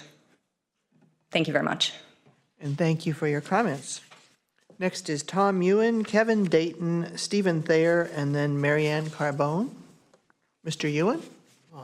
Thank you very much, commissioners, and thanks for the staff for, I took some time this morning trying to read the entire draft report, put a lot of work into it, most of which, well, I have been a resident of the Rancho Rio Vista property area for 49 years, and I've seen a lot of changes, some good and some bad.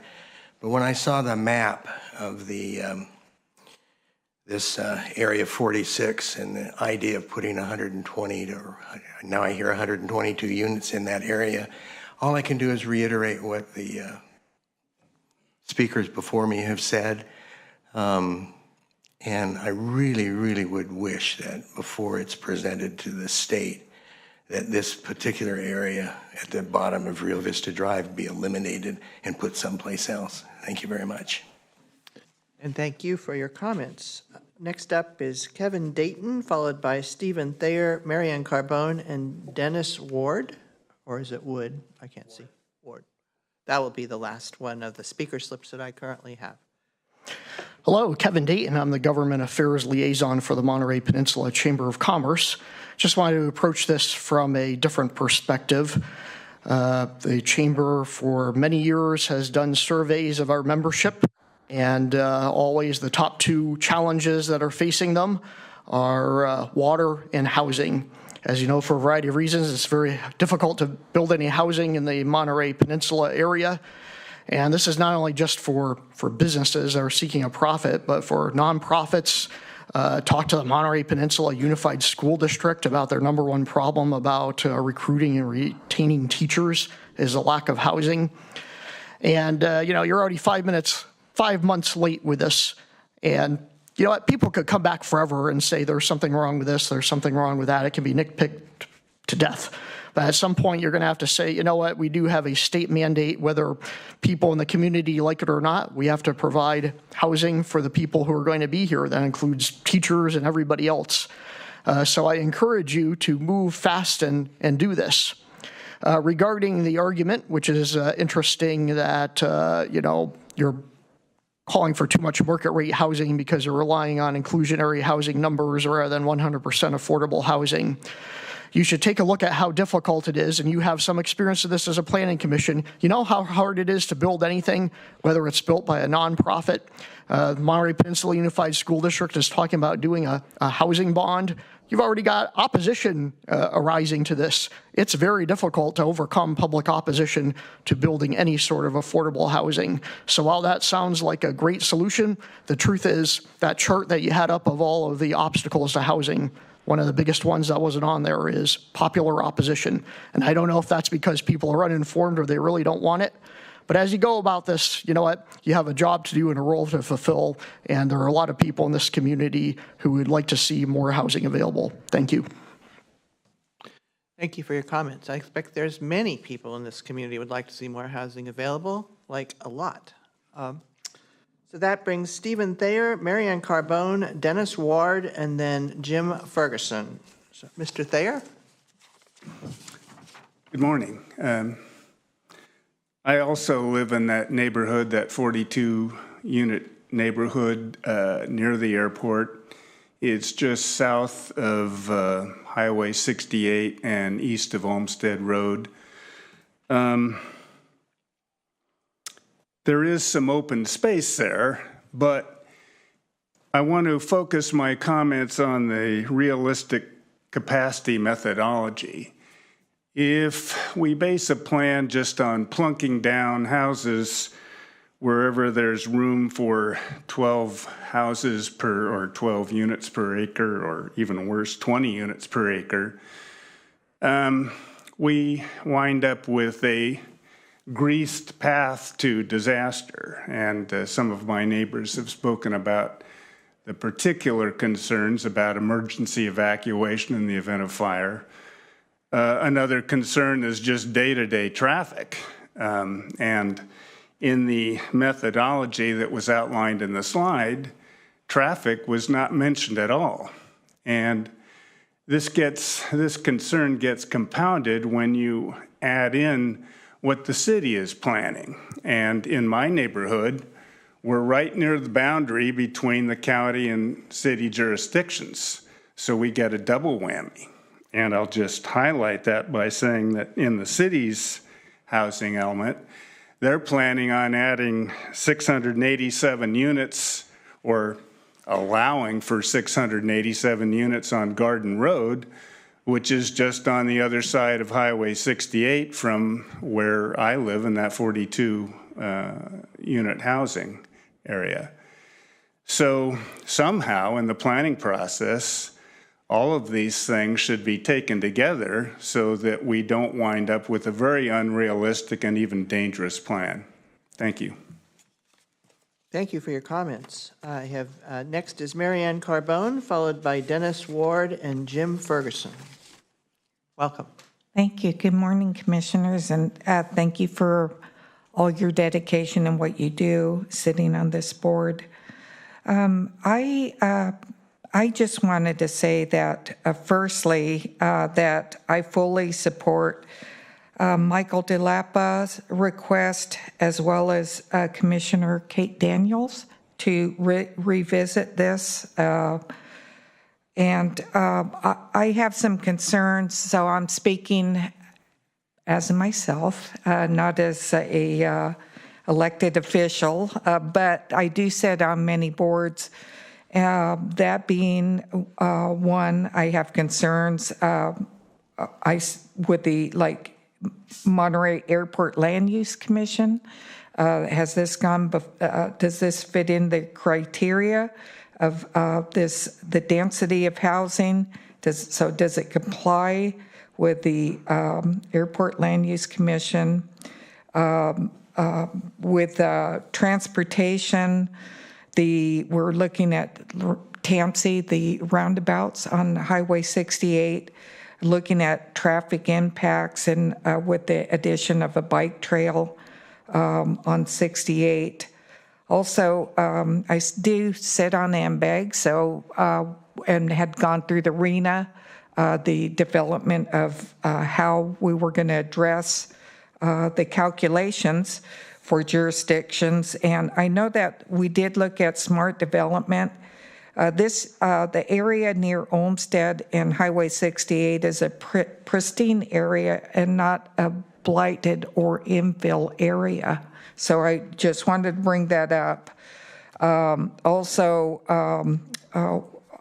With water concerns on the peninsula, we have been under a mandate from the state regarding water, and yet there is no regional reliable water source identified here on the peninsula. I know I said on Monterey One Water, there's many claims, there's question of source water coming in for water use.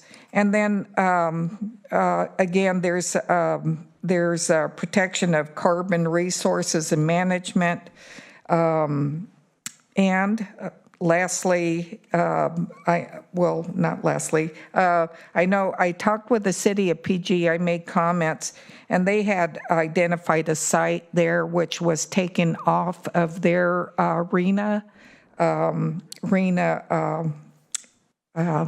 envelope, their identification of that would have been the NOAA building. Okay. Anyways, thank you for your time, and like I said, if it could be revisited. Thank you. Thank you for your comments. Dennis Ward, to be followed by Jim Ferguson. Mr. Ward. Good morning, everyone. Thank you very much for putting this together. Most of the thunder that I came in with today has been taken by everyone else that's spoken with the concerns of fire and stuff, but something that hasn't been mentioned, my property is adjacent to one of the original ones that was going to be highlighted for possible development. That has since been taken off the map. However, the property directly in front of it has been put on it, which is number 50. Since the one behind number 50, which has been, they've been trying to develop that for years to no avail, was on that's directly below my property, looking right at it. I've had a couple realtors come and look, and they said, if it happens, you can knock $500,000 value off your house right now. So my question is we're getting hung up, nobody knows what's going on, and because of this as a possibility, if we decided to sell where we've been for 35 years, which is our nest egg, and scale down to a smaller house, by California law, we have to disclose, hey, there's a possibility this may be going in. Nobody's going to want to buy the property for what it's actually worth today. So the people that are adjacent to these properties that are going to get developed, their property values, for most part, are going to go down. Who's going to take care of them and what they've lost from that because of these going in? That's something that I'd like to pose for you guys to consider, that part of it too. Thank you.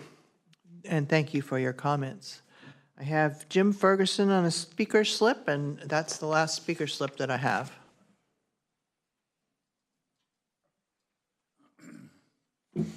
Time is on, or okay.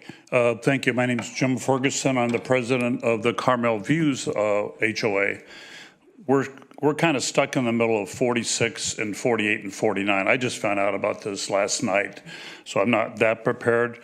But what I was told with 48, that section is going to dump off onto Rio Vista Road where 46 is, so that's going to add even more traffic down there. And then on 49, and then 49 is directly across from the middle school. I mean, if this is the Mormon property, I believe we're talking about that.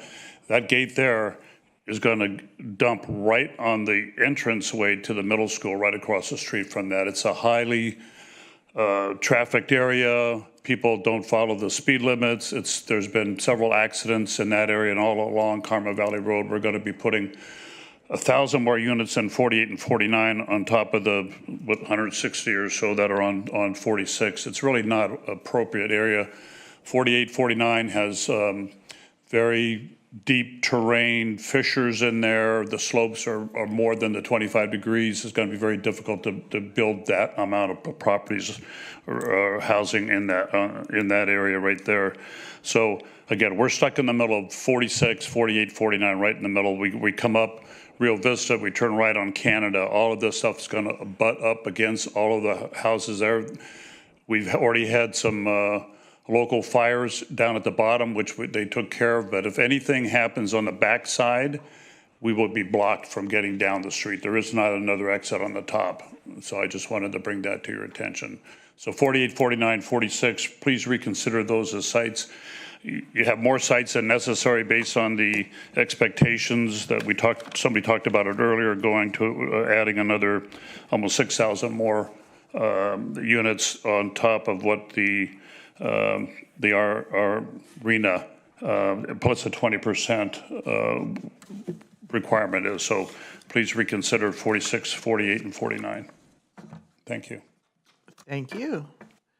Is there anybody else in the chambers who didn't fulfill a speaker's slip and would like to come forward? Now is your opportunity. Come on down.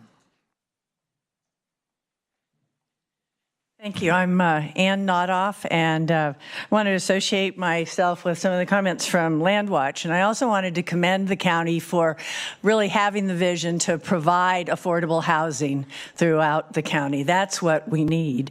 There's there's concerns. We've heard a lot of the challenges with individual sites here, and it seems like right now the plan overshoots what it really needs, and to be very much more specific about the reality of what can be built where. And I think if we're more careful about analyzing those, then we could actually come in with a more modest number that meets the state goals, but has a more reasonable chance of getting built. And but one of the principles, I believe also, is not to build in harm's way. So we have to look at the flood concerns, the fire concerns, which are, very high state priorities as well. So I wanted to make sure that that's a principle that the county's looking at. But I think we've heard some of the concerns about some of the specific sites, but I would say that the mouth of Carmel Valley has a lot of already developed areas, and it's not very dense, and it has a lot of opportunities for building there and in Mid-Valley. So thank you for getting this started. I'm sorry it's late, but in the rush, don't get it wrong. Thank you. Thank you, Ms. Nodoff. I appreciate that. Another person, come on down. Thank you, Chair, members of the Planning Commission. My name is Brent Slama, and I'm here today specifically representing development interest on the Highway 68 Olmsted corridor. I've also been involved in the city manager and down in South County for a long time as a planning professional. And I think, once again, the big picture is the desire and the need for housing in general. I think we can't lose track of that, as was mentioned before. Regardless of what industry you need, housing is required. We can talk about traffic all the time, but let's talk about the traffic that happens when someone has to travel an hour and a half to get to work on the Monterey Peninsula because they can't afford a home out there. That is really bad traffic. The VMT from that is significant, and when you have people having to commute from super far distances because the simple affording apartment is not there, makes things difficult. Our development group has been working hard on adaptive reuse projects, converting office buildings, doing anything we can to provide housing because we live here and we need that opportunity. I know people that are concerned about individual sites. We will continue to work with them. We've met with neighborhood groups. We'll continue to do that. We haven't submitted an application. We've worked with the county. We're well aware of the environmental concerns and everything that goes on that particular site that some people are talking about. However, it's important that we consider housing in all our policies, and we need to make sure we provide housing. What I don't see here today are all their kids, or all the next generation that have nowhere to live. They're stuck at mom and dad's house because they can't get housing, whether it's in South County, City of Salinas, North County, the Monterey Peninsula. And that is just a real concern to us. It's a real concern to us that have lived in this county. We know how hard it is to do anything in this county, to build anything in this county, because we've underbuilt for so many years. We're well aware of the water constraints. We're well aware of the challenges that come just from a governmental perspective. And since we've done that, we've basically kicked our kids out of this county to other places where it's easier to do business. And so our goal is to continue to work and find a solution. We're grateful for the county support we've had. They've made some changes in terms of different sites and availabilities. We're going to continue to pursue housing because that's what we do, and that we have an obligation to do that. So thank you very much. Thank you, and thank you for your work as well. Is there anybody else in the chambers who would like to say something and has not done so already? I don't see anybody moving, so I'm going to go ahead and move to our online participants. I have a hand up from Esther. Esther, you have the floor in 3 minutes. Hello, Esther Malkin, Monterey County Renters United founder and resident of the city of Monterey. I wanted to point out a couple of things. Early on in the presentation, it was repeatedly stressed that the RHNA numbers are just a plan, that they're just a plan of what we could potentially possibly build and where it would go. I think that stressing that is part of the reason why we got into this problem. We should be addressing this much more seriously, because until the governor put in potential consequences for not meeting these housing element goals, that's how we got to this place that we're at right now with such a problem. So we need to think about the consequences. Also mentioned earlier, Kate Daniels brought up what consequences there may or may not be. The consequences that we have already experienced are increasing homelessness, residents leaving the area, not being able to attract doctors, engineers to replace those that are retiring in our area. All of those point to the need for more affordable. By thinking that market rate, building so much market rate, that's going to help us address the problem that we have is unrealistic. Market rate at giving us 20% anywhere of affordable is never going to help us make a dent in this problem. We need to do more of what other areas are doing, like the city of Monterey, with building 100% affordable units. They're doing it on, they have 4 opportunity sites that have gotten, we've got one that's ready to go, beautiful design, 0 opposition from all the neighborhood it surrounds.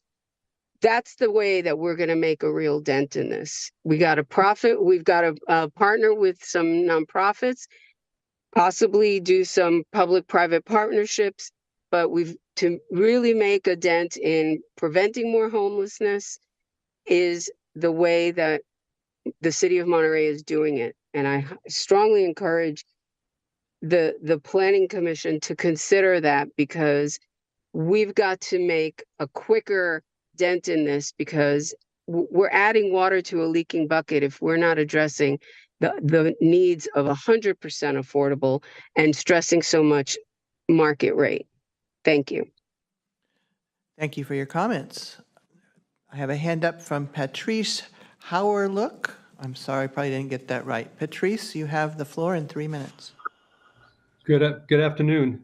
Want to address the following. First of all, I want to support Commissioner Daniels' recommendation that the proposal be reworked, and I also want to support the 2 presentations from Landwatch. Both of them are very thoughtful.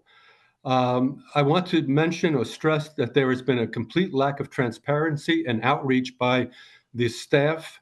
I am living in the middle of 3 homeowners associations, and none of us knew anything about this. The sites that were selected are inappropriate. They contain high fire risks and no evacuation routes for many of them. The amenity scores on them, many of them are simply wrong, at least the ones that I have investigated. They identify schools that don't exist, doctors' offices that don't exist, and identify distances to stores that are highly wrong. They're just totally, they're off by factors of 3 to 5. Finally, the state requires a 15% buffer on our RHNA plan. We then tripled the number, and we did that in case we don't build enough. That's bad management. What we should be doing is identifying what we really need and manage to that. I applaud previous speakers that talked about, adapted reuse of sites. There are many sites that have water rights already that are not being fully utilized. We should look at them and figure out how to use those sites rather than consider building affordable housing on sites that have no water rights. That's just a fallacy. Thank you.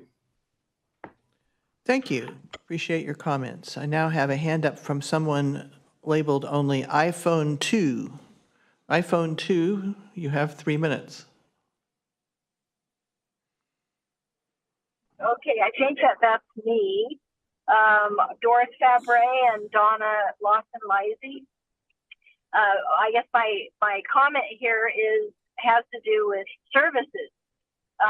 What are in place to improve our emergency services, including police, of course, water, and fire. And anyway, I feel like that doesn't get addressed. I just tried to make an appointment with the doctor, and it's a year out before I can even get in. So I feel like there's, more population, less services.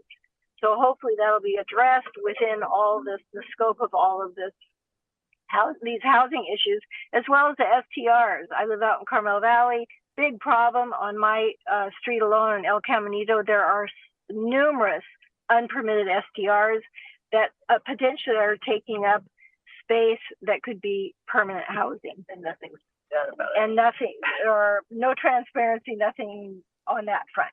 Okay, that's it. Thank you. Thank you for your comments. Next hand up I have is from Gabriel Sanders. Gabriel Sanders, you have the floor in 3 minutes. Hello. Thank you for opening up the floor. I work in housing development around Monterey County as a consultant, primarily with developers who have a mission to build affordable housing, no matter what, when it comes to their developments, even if part of it is market rate. I can tell you that from experience, an inclusionary housing ordinance, or even a minimum density of 20 dwelling units an acre is generally not enough to make a project feasible for any developer, whether they are well-intentioned or not. A project I'm working on now needs to exceed 35 dwelling units an acre just to pencil out, and this is for an exceptionally low-cost building method located in one of our lower-cost markets, Marina. Monterey County will have to do a lot to incentivize development here, and I think especially if, and I take the expertise of folks working on the environmental and public safety considerations. If their considerations are taken into account for a revise of the site's inventory, I would just urge the county to consider as many incentives as possible to help make these projects pencil out where they are appropriate. Whether it's for adaptive reuse that the SLAMA group is pursuing or any other groups like them. It's not always simply designating a site for reuse, redevelopment doesn't do the trick on its own. There have to be incentives in place. And I know that those are under consideration. There are a lot of governmental constraints named in the housing element, and they've been identified properly. I strongly urge the county to create a system by which a developer can count on incentives without having to avail even of the state density bonus program. That alone is not enough. If you think about the math that it would take to get to the necessary density and the concessions necessary, you can get a project to go up to 30% affordable, but they have to make a number of, jurisdiction has to make a number of concessions to get a developer up there. Please take that into consideration, whether it's setbacks, whether it's height limits, whether it is impact fees. I know these are all under consideration. Please create packages that are available and predictable, especially for developers, whether they are for-profit or nonprofit, that they can count on so that they know well ahead of time that their project is feasible. I'd just like to drive home as well the fact that nonprofit developers will not be able to meet this need, not in 8 years, not alone. The for-profit industry, profit is not a dirty word. It can't be considered one when it's those folks who will be providing much of the housing needed by all of the workforce here in Monterey County, especially closer to where they work. Thank you for your time. And thank you very much for your comments. Krista Ostojic, you have the floor in 3 minutes. Thank you. My name is Krista Ostojic, and I live and work at the mouth of Carmel Valley. I want to say that I support the work you're doing. We definitely need more housing. I think there's been a lot of great sites identified, particularly in the mouth of Carmel Valley, off Rancho, Rio Vista, Rancho and Rio Drive. But I was really surprised when I was looking through the plan for work purposes, and I noticed that my own property, where my husband and children reside, was included within site number 46. And I was a little even more surprised when I reached out to my neighbors whose homes and properties were also listed and learned that nobody had any idea that this was happening. When you read the description of Site 46, it talks about targeted outreach, and you would think that the 5 homes on the 6 properties would be part of the targeted outreach. And I'm really disappointed that, at the least we weren't notified that this was going to happen, because if it weren't for me looking through it, and then luckily for some of the local homeowners associations getting whiff, we just would have had no idea our own property was included. So that's one thing. Second, when I look at the description, it says there's 4 homes on the properties. There's actually 5 homes.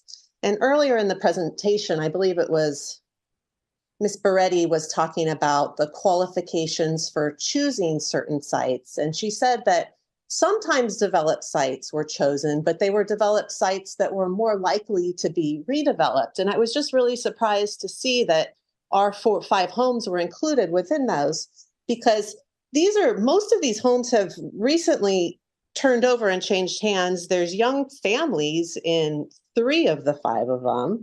And it just doesn't seem like the type of properties that, based on your own characteristics, should have been included. Another thing, and I know we've had lots of other speakers discuss this, but it appears from the description of the site that whomever chose this site thought there was access off Carmel Valley Road. And if anyone were to actually go out and view the site, they would see that there's a pretty significant slope. It's really close to the stoplight on Carmel Rancho, and it's just no practical way to bring access onto Carmel Valley Road from that site. And so access would have to go down Rio Vista, which, as you've heard time and time again, has, I think, at least another 300 homes all coming out at a stop sign onto Carmel Valley Road. So I guess I would just ask, why I'm very supportive of this process, and I understand you're behind the gun. I want to say I think we should get it right. And I think that sites that are to be included, at the least, the property owners should be made aware. I think the county should actually go out and visit the site, because it's my understanding that that didn't happen with all of these sites. And I would just ask that you would choose sites that are appropriate for development. Thank you for your time. And thank you for your comments. A hand up from Alan Miller. Alan Miller, you have the floor in 3 minutes.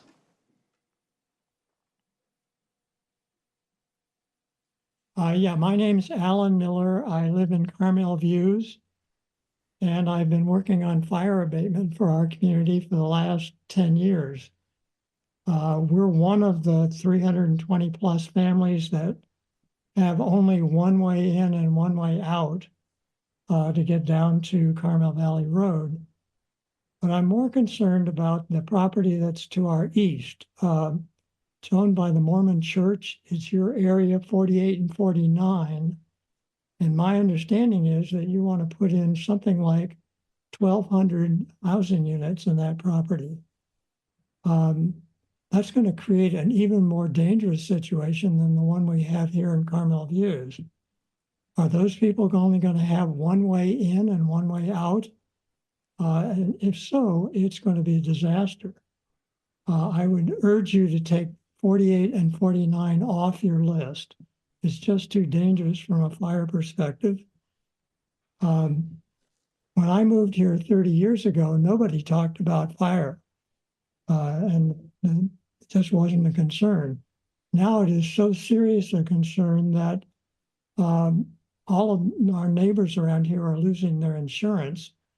The insurance companies have figured out that this is too dangerous, and they're not able to get anything close in terms of looking for insurance. The same thing is going to be true of the houses that you intend to build in areas 46, 48, and 49. I think they're virtually uninsurable. So again, I would urge you to remove areas 46, 48, and 49 from your plan. Thank you. And thank you for your comments. Hand up from Mark McDonald. Mark McDonald, you have the floor and 3 minutes.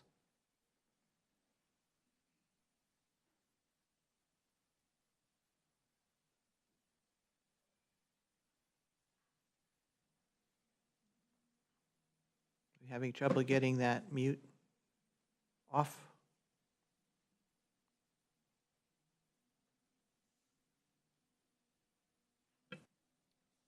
Mark, I am asking you to unmute. Are you able to select yes?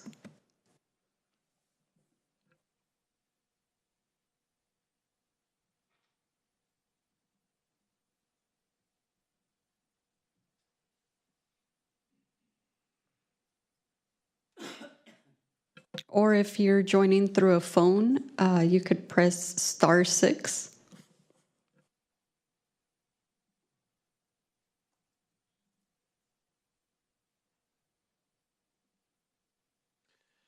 Since we don't seem to be making any progress with that, let's go ahead and move on to Larry Bacon. Larry Bacon, I'm going to give you 3 minutes. We'll come back and try one more time with Mark McDonald after that. Mr. Bacon. I think I'm on. Yes. Chair, members of the commission, thank you. I'm here really to limit my discussion to Carmel Valley.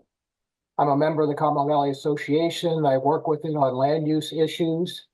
And I very much favor the idea of some amendments to the document that's been presented. And it may resolve some of these issues we've been hearing about parcels 46 and 48 and 49 at the mouth of the valley.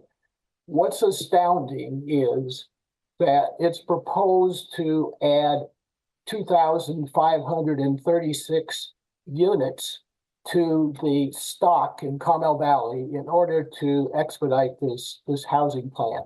That's ridiculous. We have roughly 5,000 housing units in Carmel Valley. That we're talking about a 50% increase in a river valley with limited access in and out, with severe fire risks on the ridges and inside the valley.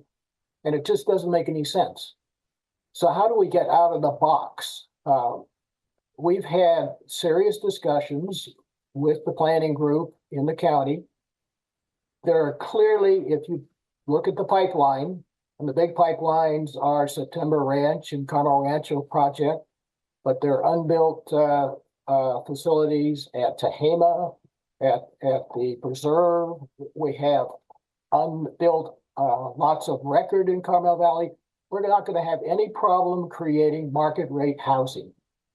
And what we need and what we want in Carmel Valley is workforce and lower income housing. And we have a place to put it, which is primarily the mouth of the valley, where it satisfies all the needs for transportation, shopping, and other infrastructure facilities that you need to build as a base for affordable housing.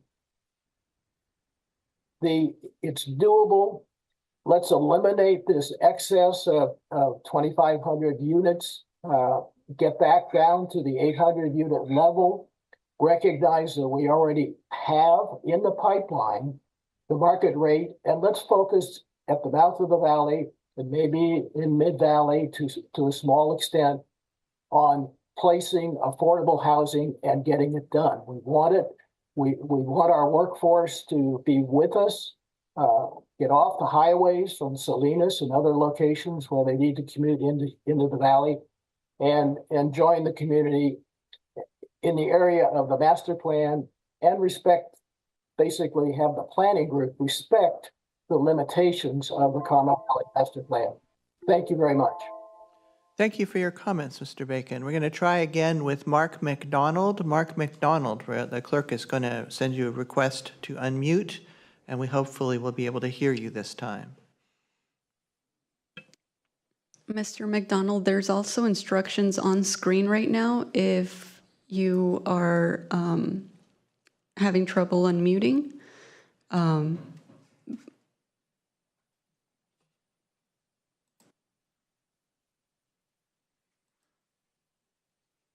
You should be receiving a pop-up window on your screen asking you to unmute.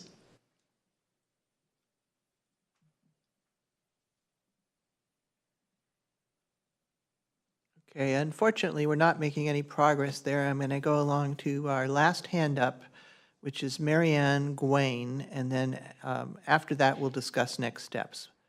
Marianne Gwain, you have the floor and 3 minutes. Thank you, Commissioner Deal. I am a resident of Carmel Valley, Mid-Valley area, and I would like to associate myself with the points made by Landwatch and Carmel Valley Association, and so well articulated just now by Larry Bacon. I have been so impressed by the community. At the start of this process, I thought we would be hearing a lot of NIMBYism, not in my backyard, but that is not what I've heard. I've heard that people are accepting and welcoming the idea that we should have infill apartments, affordable, in developed areas at the mouth of the valley and to some extent at Mid-Valley, which is my area, where our friends, neighbors, employees, local employees can actually live. And so I've been very proud that people are open to that. My concern, I don't know if this is just looking too far ahead, but when I see that we are doing this over-identification of so many parcels that will now be identified for development, and that we are very unlikely to have the development that we need before the next cycle of RHNA, which is coming at us, charging down the road, well, then we will have to go through this whole exercise again, identifying many more parcels. And at some point, we will have desal or other water options that will be relieving us to some extent of the water constraints. And I hope we'll have some good things coming of that. I'm a person who would like to develop an ADU and rent it at a very moderate price. But then we will have all these many parcels across our county designated through this process where we've over-identified, parcels through several RHNA rounds. And then those are open to development. And I think that we should think about the way that that's shaping our community and see what we can do for constructive infill of affordable housing and not going so far and over-designating these market rate. And I understand it's challenging, and I thank you, the commission, and the planners, and the developers, and all of us, and all of my neighbors who are not NIMBYs. I know we're all trying hard. Thank you. And thank you for your comments. I'm going to ask, I don't see any more hands up at this time. I'm going to ask the clerk, do you have any comments from the email line? We got some earlier, I know, that were printed out. Yes, those emails are the last ones we've received. It was from Jackie Hamilton, Lisa Villafranca, James Washington, Andrew Hariluk, and Taylor Aronson, and Guy Churchward. Okay. And those have been provided on the dais here, and I assume some out there as well. Great, thank you. That being the case, I'm going to go ahead and close public comment and bring it back to the commission. It's just after noon now. What is our preference for next steps? Commissioner Daniels? I think, as the person who had suggested that perhaps we try to return to the Planning Commission, I would like to be able to perhaps have a conversation about that. But I also would like to have the opportunity to have a conversation about, what we might be able to accomplish in that period of time, if that's something that the commission is interested in. If it's okay, I just have one comment to make in advance, and that is, We have heard from a couple different folks about the idea that the building of the housing is what we need to do because our community is struggling and people are not able to live here. And we've heard from the public comments the range of community members that are not able to live here, starting from doctors and all the way down to our workforce. And well, no one can afford to live here. That's the point. But the issue I want to state, because we've made a lot of public comments here today, is that this plan needs to be one that builds the housing for the folks that we're hoping to allow to continue to live in our community and who currently work in our community and cannot live in our community. I mean, that's the goal. The goal is to address that housing need. And I just want to reiterate the experience that I think a lot of us have had seeing projects get developed in the parts of the district that we are identifying sites in, which is when developments are built that rely on the inclusionary housing ordinance, those market rate units, in order for it to pencil out for the developer, don't always go for a rate that allows for the people we've just identified that need housing to actually buy that housing. And oftentimes it becomes an opportunity for investment properties or second homes. And so the goal here in my mind is to really figure out a way to create opportunities for the housing that we need. And that's housing for all sectors of the workforce. That's housing for our community members. That's housing for our seniors, citizens. It's housing for families with children who live and work in our communities. We have to address that need. And I think producing housing that creates the opportunity for second home ownership, investment properties, potentially new short-term rentals is not the housing we need to focus on. And we have to be sure that we're planning for the kind of housing that we need. So with that said, there were two comments that I Commissioner heard. Daniels, can I just ask that you wait a second? Because no one's had an opportunity to discuss anything that we've heard in public comment or even from the staff report. All we've had from the commission so far is questions. So my point right now, since it's right afternoon, is do we want to come back after a lunch break and have that discussion? Do we want to work through it now and have that discussion? What do we want to do in order to allow the commission to engage in this question, given the time that it is now? So before we proceed on that really important talk, what are we doing right now, guys? What do you want to do? I would like to continue. I really think if we just had a pretty intense conversation that if we wait till a lunch break, we're going to lose everybody who's been probably on public comment. We're going to lose the people that are in the room. And I think it's important that we try to, I don't think it's going to be a super long conversation, but it might be. So I'm up to whatever my colleagues would like. I'm going to just go down the dais here and start with Commissioner Work and just see, what would you like to do next? I want to hear from everybody here. I'm okay keeping going. Commissioner Work says keep going now. Commissioner Mendoza. I'll continue. Commissioner Getzelman. I'm hungry. So unless there's some sort of end game, I mean, I don't mind talking about it now, but I don't want to go on for another 2 or 3 hours doing this. So, I mean, somewhere in there we have to find a limit. Does that make sense? It does. Yeah. Okay, very good. There you go. When is your limit? When do you run out? When you mean when does my stomach tell me? When do you expire? You'll know when I get up and leave. I was hoping for a little bit of advance all right. notice. Well, 30 minutes maybe. Would that be good for? If we can't do it in 30 minutes, I think we maybe can't do it. Is kind of what I was getting to. Thank you, Commissioner Daniels. You've spoken on this. Let's go down to Commissioner Gomez. I kind of concur with. Sorry, no. I think a limited time would be good because I do want to eat eventually. But I also don't want to leave people hanging that are here. So, yes, Commissioner Shaw.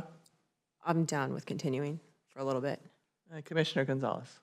Yes, continue if it's within 30 to maybe 40 minutes. Okay, so we're going to continue for 30 or maybe 40 minutes before we stop and decide what exactly we're going to do, that being what I've heard from people. That being the case, and we've come back from public comment, I'm going to actually, in this case, come back directly to the commission, given that we haven't had that opportunity yet, back to Commissioner Daniels to proceed with the thought that I so rudely interrupted. Commissioner Daniels? I accept your interruptions all the time because you are a very impressive individual that I respect a lot. Let me start by just the two comments. There was one about short-term rentals that we heard, and there was a second, God, I can't read my writing, but, oh dear.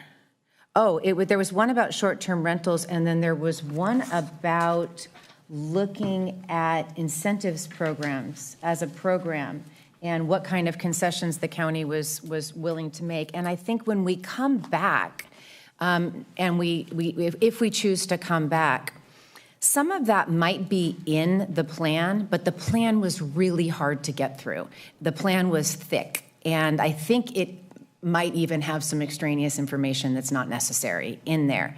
And so if we come back and we address, I would like to include additional programs that may or may not have been in there. We're in the process of a short-term rental ordinance update. God willing, that's going to happen in the next 8 years. And so that would potentially, looking at our draft right now, relieve some of the impacts in places like Carmel Valley. So perhaps that's something that we could include that would allow for also some leeway to reduce the number of units that you're planning for. And the second one was that incentive program that I think it was Mr. Saunders was including. He was talking about a program of concessions that could also help facilitate development. I thought that was one of the really good ideas we heard. So, so when we come back, I would love to see a reduction in the number of units that are in our RHNA. I have never heard that RHNA is the floor and not the ceiling, and I've never seen another plan where that's the case. And so I'd like to see us go to a more realistic buffer and then do whatever we need to do in the programmatic part to facilitate that interpretation and that methodology. And then I would also like to see us be able to address some of the sites that may now not be necessary if we return to a more realistic RHNA plan or plan to address our RHNA allocation. Thank you. Thank you. And I heard Commissioner Daniels' comments resting on the notion of coming back for further discussion here at the Plan Commission, just so we put that into the record. Others, what do you want to say? Commissioner Gomez. I think that we have, we do have some challenges, except we are limited, I think, by state state law and state rules. And what I'm worried about is the potential impacts on our abilities to get grants and programs like that if we don't adopt a housing element sooner rather than later. But I would like to see, if it doesn't come back to us, at least the recommendation to the Board of Supervisors that we use the actual RHNA numbers and maybe add a 30% buffer to it, and that's about it. But I am concerned about just delaying any kind of action, because the other thing that might come before us is that we might have some developers that try to use the builder's remedy and might put projects in areas where we would, as a commission and as a county, might not think it's a good idea to put projects in. Thank you for the comments and the reminder that there is a worrisome backside of this beyond funding. But I would say that, Builder's Remedy wants to build some housing. If there's like a huge flood of that, I'll be surprised. We haven't seen that in the past. Commissioner Shaw? Thank you. I guess I was curious to ask staff, is there just like a snowball's chance in hell that we can take those seasonal worker housing numbers out of the numbers that we're seeing in this housing element? I think that just because we can include them doesn't mean we should, and it's misleading the public at large into believing that we're building a lot more affordable units than we actually are. And I know some people, community members who, work really hard as advocates in the community and for our residents and finding housing. And I think if they really saw these numbers, maybe other people would be motivated to step in and try and make some changes, because 110 affordable units that are not, those are the only ones that were built in 8 years, is just bonkers. And everyone's talking about affordable housing, and the reality is it's just not happening. Not that I have the solution for it to happen, because obviously everything costs a fortune here to build, and I understand this needs to pencil out for developers. But I just think that's a very misleading number. And it shouldn't be counted, and I'm hoping we can maybe have a more accurate portrayal of what's actually being built in our communities for those who need that housing. Thank you, Commissioner. Others? Commissioner Gonzalez? Yeah, and I concur with that information as far as very low income and low income housing, as some of my fellow commissioners have mentioned. And with that, I'm assuming that the Davis and Rossi and Barton Road and Sconberg area farm worker housing is included in some of those numbers. But I think, as it has mentioned, they should be separated. I just had a question in terms of the different meetings with different groups. Maybe staff can answer. And I think I know the answer, but I just wanted to ask in terms of the public, how was this information with the different groups, how does the information disseminated?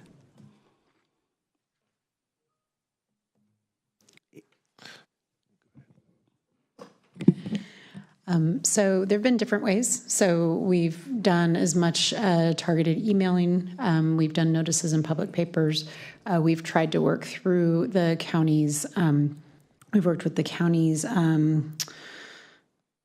marketing communications team to help push it out where we have community, next door and other social media avenues. We try to push information out. Just in general for all the various stages. We have also, the one thing I did want to note, when we released the first draft of the site's inventory, we also sent out letters to each of the property owners. What you're seeing now, this draft is our second draft of the site's inventory, and we're just, because of the timeline is scrunched, those letters have not gone out. So in terms of the property owners, I did just want to acknowledge that we are still pushing out letters to inform everybody who is a site on here, those property owners, that their site's been included. Those just haven't gone out yet. And then we just work through our webpage and others. So that's the general approach that we've done. And then when we've had requests from particular groups, we've also worked with our supervisorial districts as well. We also have a series of pop-up events during this, in addition to the formal workshops that were identified here. We also have a number of pop-up opportunities where we're trying to get out in various locations in unincorporated county. Some of the different supervisorial districts are holding town halls, and we're working to support those as well. Thank you. Commissioner Gonzalez, did that answer your question? Yes, I just have one more question, if I may. A lot of the conversation revolved around, I think, part of it with lots 46, 48, and 49. And is that part of the Chispa development, or am I? No? No, so lot 46, 48, and 49 are all near the mouth of Carmel Valley, north of Carmel Valley Road. 46 is a small cluster of about 5 lots. And we've heard some comments about that little cluster, and we're going to go back and take another look at that site. Sites 48 and 49 have been referred to as the Mormon property or Mormon church. I'm not clear which one, but otherwise known as the Mormon church property. That's vacant, and it is 48 fronts on Carmel Valley Road, and 49 abuts the back of 48, moving further north. So they're all in Carmel Valley. Okay, Thank you. Thank you. Commissioner Mendoza? Yes, earlier you had mentioned that once you place these properties for potential development on the list, it was difficult to get them out from being on that list for potential development. How complicated would it be for, say, these properties would be certified that they are identified and they can be for that type of development, but if there's no development that takes place within the 8-year period, they can go back to the prior zoning where they would not allow that type of development unless they were recertified. Might not be a bad idea, if possible. I'm going to look to county council. I think it's possible. It's all done through a rezoning or zoning amendment, which requires a recommendation by the planning commission and approval of an ordinance by the board. The ordinance could specify a time limit for the zone change, but I think there's more complications to it where, you know, at some point someone has some expectations. Yeah, I wouldn't want to answer that today. I'd want to look into that more. Thank you. Commissioner Gomez? I just wanted to announce Supervisor Luis Alejo is having a town hall on the housing element in the budget on Thursday, May 23rd at 6 p.m. in Salinas at the Gavilan Library. Thank you. So supervisors are hosting meetings too, in addition to the committee, the housing. And I'm detecting that there's a fair amount of conversation around this in the county. I do have a couple of things. The first of which is boring and administrative, which is that we heard complaints about transparency, and I'm not sure that they're really about the kind of transparency that says we weren't trying to tell people things. I think maybe the organization of the information is part of the transparency issue. I found this particular document pretty impenetrable.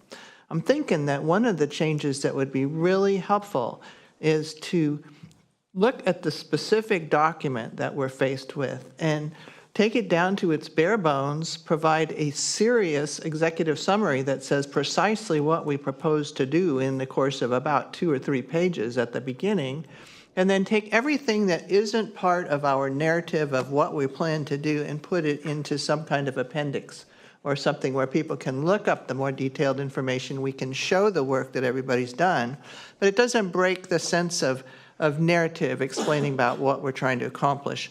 I got to say, I'm thrilled that the Board of Supervisors is looking to provide us with some visionary leadership goals. I think that is essential, and I hope that we can all really benefit from that sense of momentum that that kind of leadership can bring to the program. On the more specific, I too feel that the current reliance on our past practice with inclusionary housing is really not productive. I think if we get one thing from this report and the past history, we know we can't do business as usual, and that's business as usual. So we have to look beyond business as usual, and that means looking at things. I think we had a comment that some of the ways people might pencil out development from the development sector might be if it wasn't 20 units per acre, if it was 35 units per acre in the chosen focused locations where we feel that density would be appropriate. So those kinds of things seem to me to be really focused, targeted, and doable approaches that we haven't done before. When I asked about the in lieu fees, I'm serious. I mean, I think that the idea that we allow people to provide funding in return for letting them provide market rate housing but not affordable housing as required is unconscionable. I don't think we can continue to do that. I think that needs to be addressed or put into some format where it is less flexible than it is now. I think that the clear understanding of what incentives are going to be available to any developer who engages in this process so that they can count on those as they're planning, I think that's absolutely a great idea and essential, and that identifying those at this stage would make a huge dent in in addressing the fact that we haven't done very well in the past. So we can't assume that because we haven't done very well in the past, we're just going to keep on that path. We have to be able to look at assuming that we're going to really address this problem seriously this time. And that does mean some changes in what we're going to do. And we recognize that the past shows us that that wasn't enough. So I cannot support moving forward with the inclusionary housing ordinance as it exists now as the basis for identifying the number of sites that we're seeing here. I also think that we need to be really focused on the sites that we do identify, and instead of saying they have to be 20 units per acre and using that as an overall thing, we have to look at what that site might actually support at the very best end of the scale and say, so we're looking in, and I understand that then you have to do it. That's true. But if we don't do that now at this point, we have no place to go in the future, and we don't get what we want. So where we have sites identified that are not truly near jobs, services, places where people need to be without having to drive from Los Baños to work, because that's ridiculous, we need to say something that allows us to not allow a bunch of market rate houses to be built in order to get a few inclusionary houses. Market rate houses are not helping us. If you have $1 million to spend, you can find a place to live in the county. And so we aren't seeing new market rate houses coming in under that, even when much under that in East Garrison, where it was all affordable by design. So my overall statement is, I'd really like to see us come back to the Planning Commission, and I'd like to see a new draft, which at the very least provides a format that's more accessible so that everybody knows what we're talking about. And the maps need to be front and center, because clearly everybody's going to focus in and see where they live and what effects those might have upon them. And also to look at perhaps some more intense development planning for the areas that approximate urban development. So if you're normally the unincorporated county is not where you want to build any of this. We heard this from a lot of people. That's absolutely true. We don't think that the unincorporated county is appropriate for most of this, but there are some areas of the unincorporated county which approach urban level development. And I would want to see that focus utterly and completely looked at with the maximum densities that would practically be possible in those areas, and then come back and talk us about sites identified with that lens. And I'd like to see that before we turn something into the state of California that says we're going to turn loose development for people who want to, out of the goodness of their hearts, provide us with maybe 20% and pay off half of the low income because the people in the area make too much money, which I've heard a bunch of recently. So my hope would be that we would be able to come back and that my colleagues might support another special meeting, because I think that's the best way for us to agendize this and get to it without having to sort in the other things that are on our agendas. And I understand from staff that there are a fair number of those too. And that we might be able to look at a special meeting coming up where staff could at least come back and outline changes that, as based on what they've heard here and from the various other groups that are meeting on this, perhaps even from the board and the HAC joint, I can't even remember all the initials, that are making this and looking at it practically. That we could see an outline of changes in a draft that would be made prior to presentation. I understand the press, and I understand Commissioner Gomez's concern, and I share it. And I think Commissioner Hawkins used to say regularly, if you want something badly, that's how you're going to get it. This is too important to do it wrong.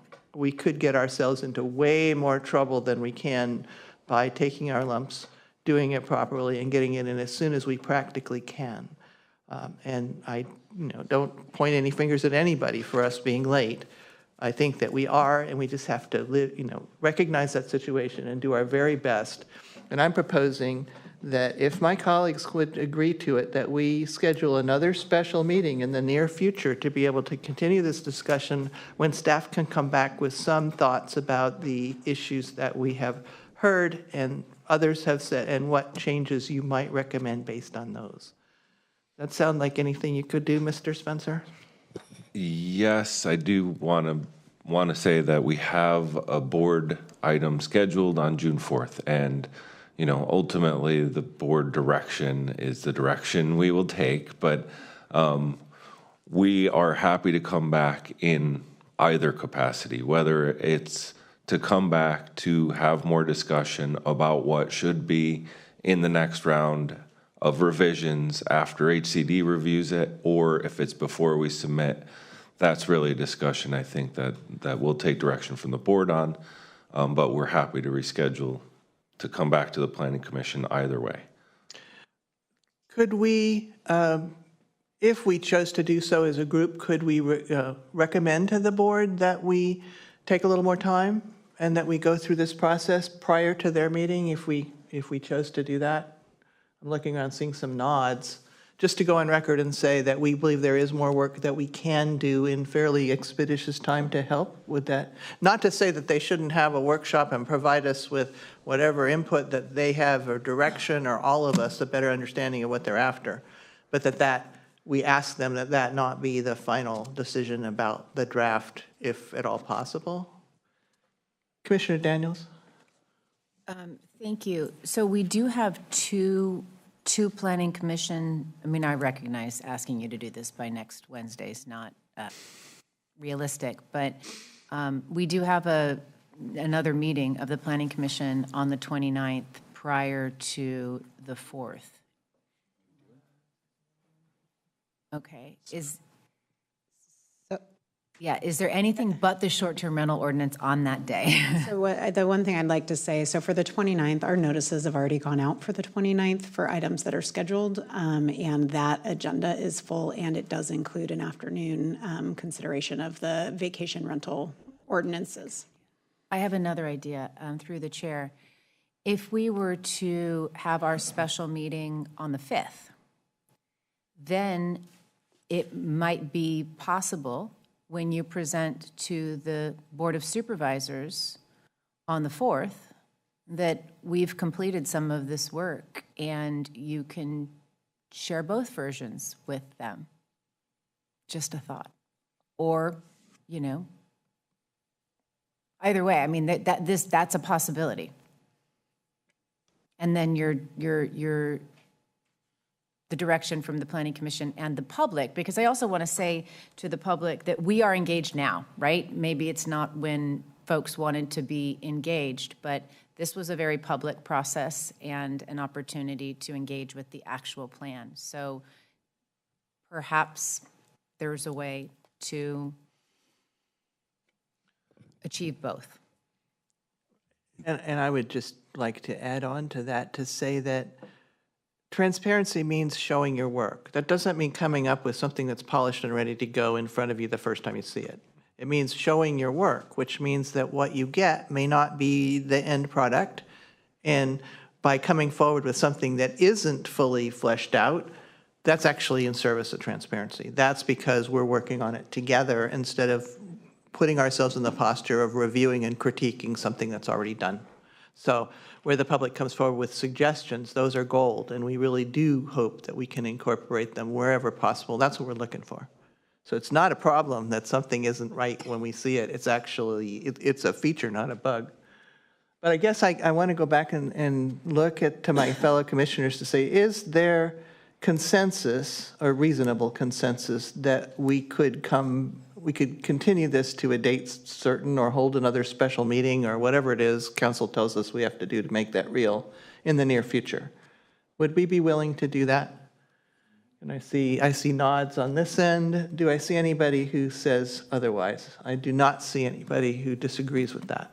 So I think that would say that we'd like to look to staff for finding a time for a special meeting to continue this discussion, hopefully with some more options about what changes might be appropriate based on both the Planning Commission discussion and, of course, the public comment that we've gotten.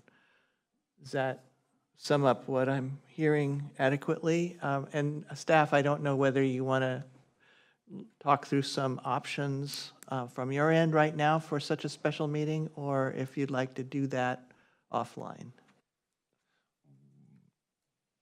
June 5th has been put out there. That would work in my schedule. I don't know if it works in anyone else's. We can go back and poll and see who's available on which dates. Usually it's a Wednesday, but you know, in the past, it's been difficult to get all 10 or at least 6 or more planning commissioners available all at the same time to hold a special meeting.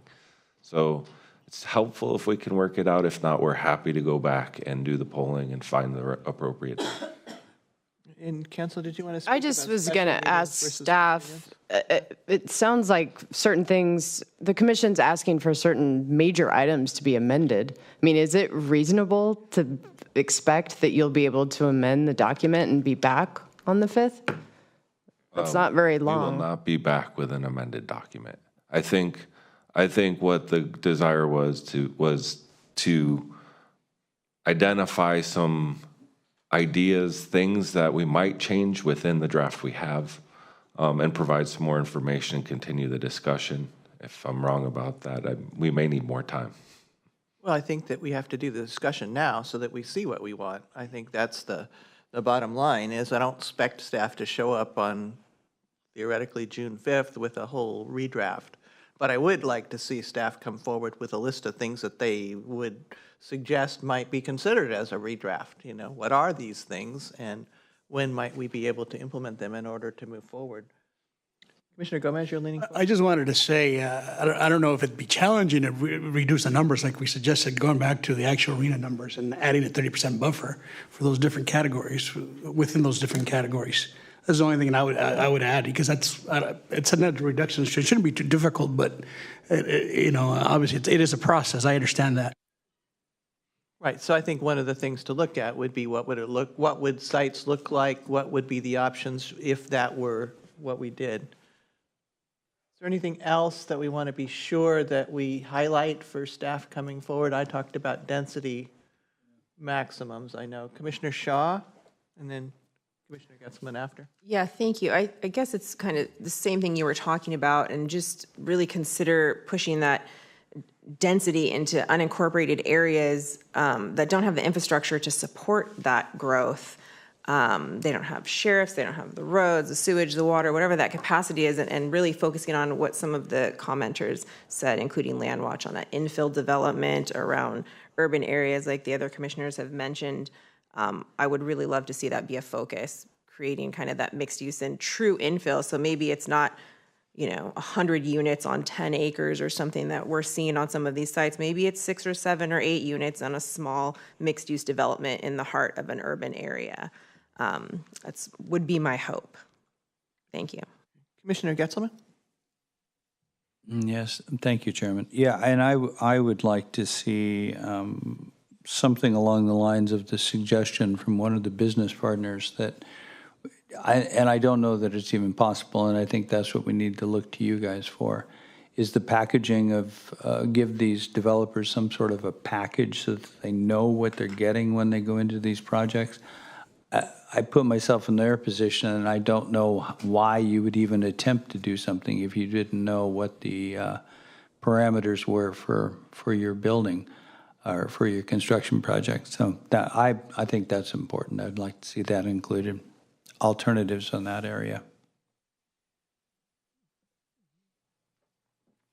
Commissioner Daniels? And just the ultimate point that I mean, if it doesn't, it sounds like we're having two different conversations. I'm really hoping that we're on a path to not submit this document to HCD. So I understand, I think that's really going to be an important conversation to have with the Board of Supervisors about the conversation we had today and the first real opportunity for the public at large to see the draft and make comments in person, right? Or I guess there was the hack conversation as well that happened. But the goal, as I see it, is to address some of these challenges before we send it, not just send this document with some comments in a letter about what happened in these meetings. So is there an appetite to relay that, perhaps through staff, to the Board of Supervisors prior to their workshop? Does anybody have an objection if we ask staff to carry that message forward as they talk to the board? I don't see any disagreement that that's the path we're after.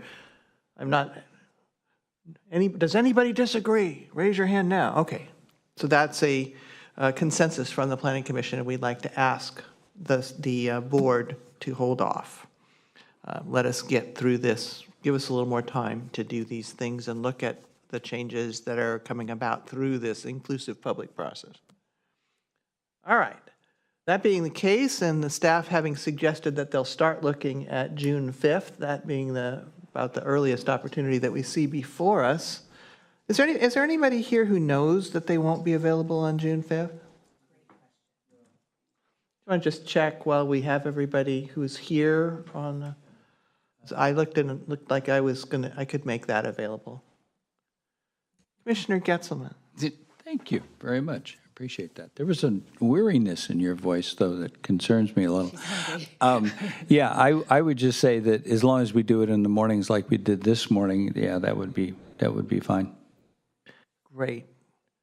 Anybody who feels differently? Seeing nobody leaning forward a whole lot. It's not that I'm tired. It's just almost 1 o'clock. You know, my career was in a union setting. Everything runs on the hours. You know, you do it exactly when you're supposed to. Commissioner Mendoza.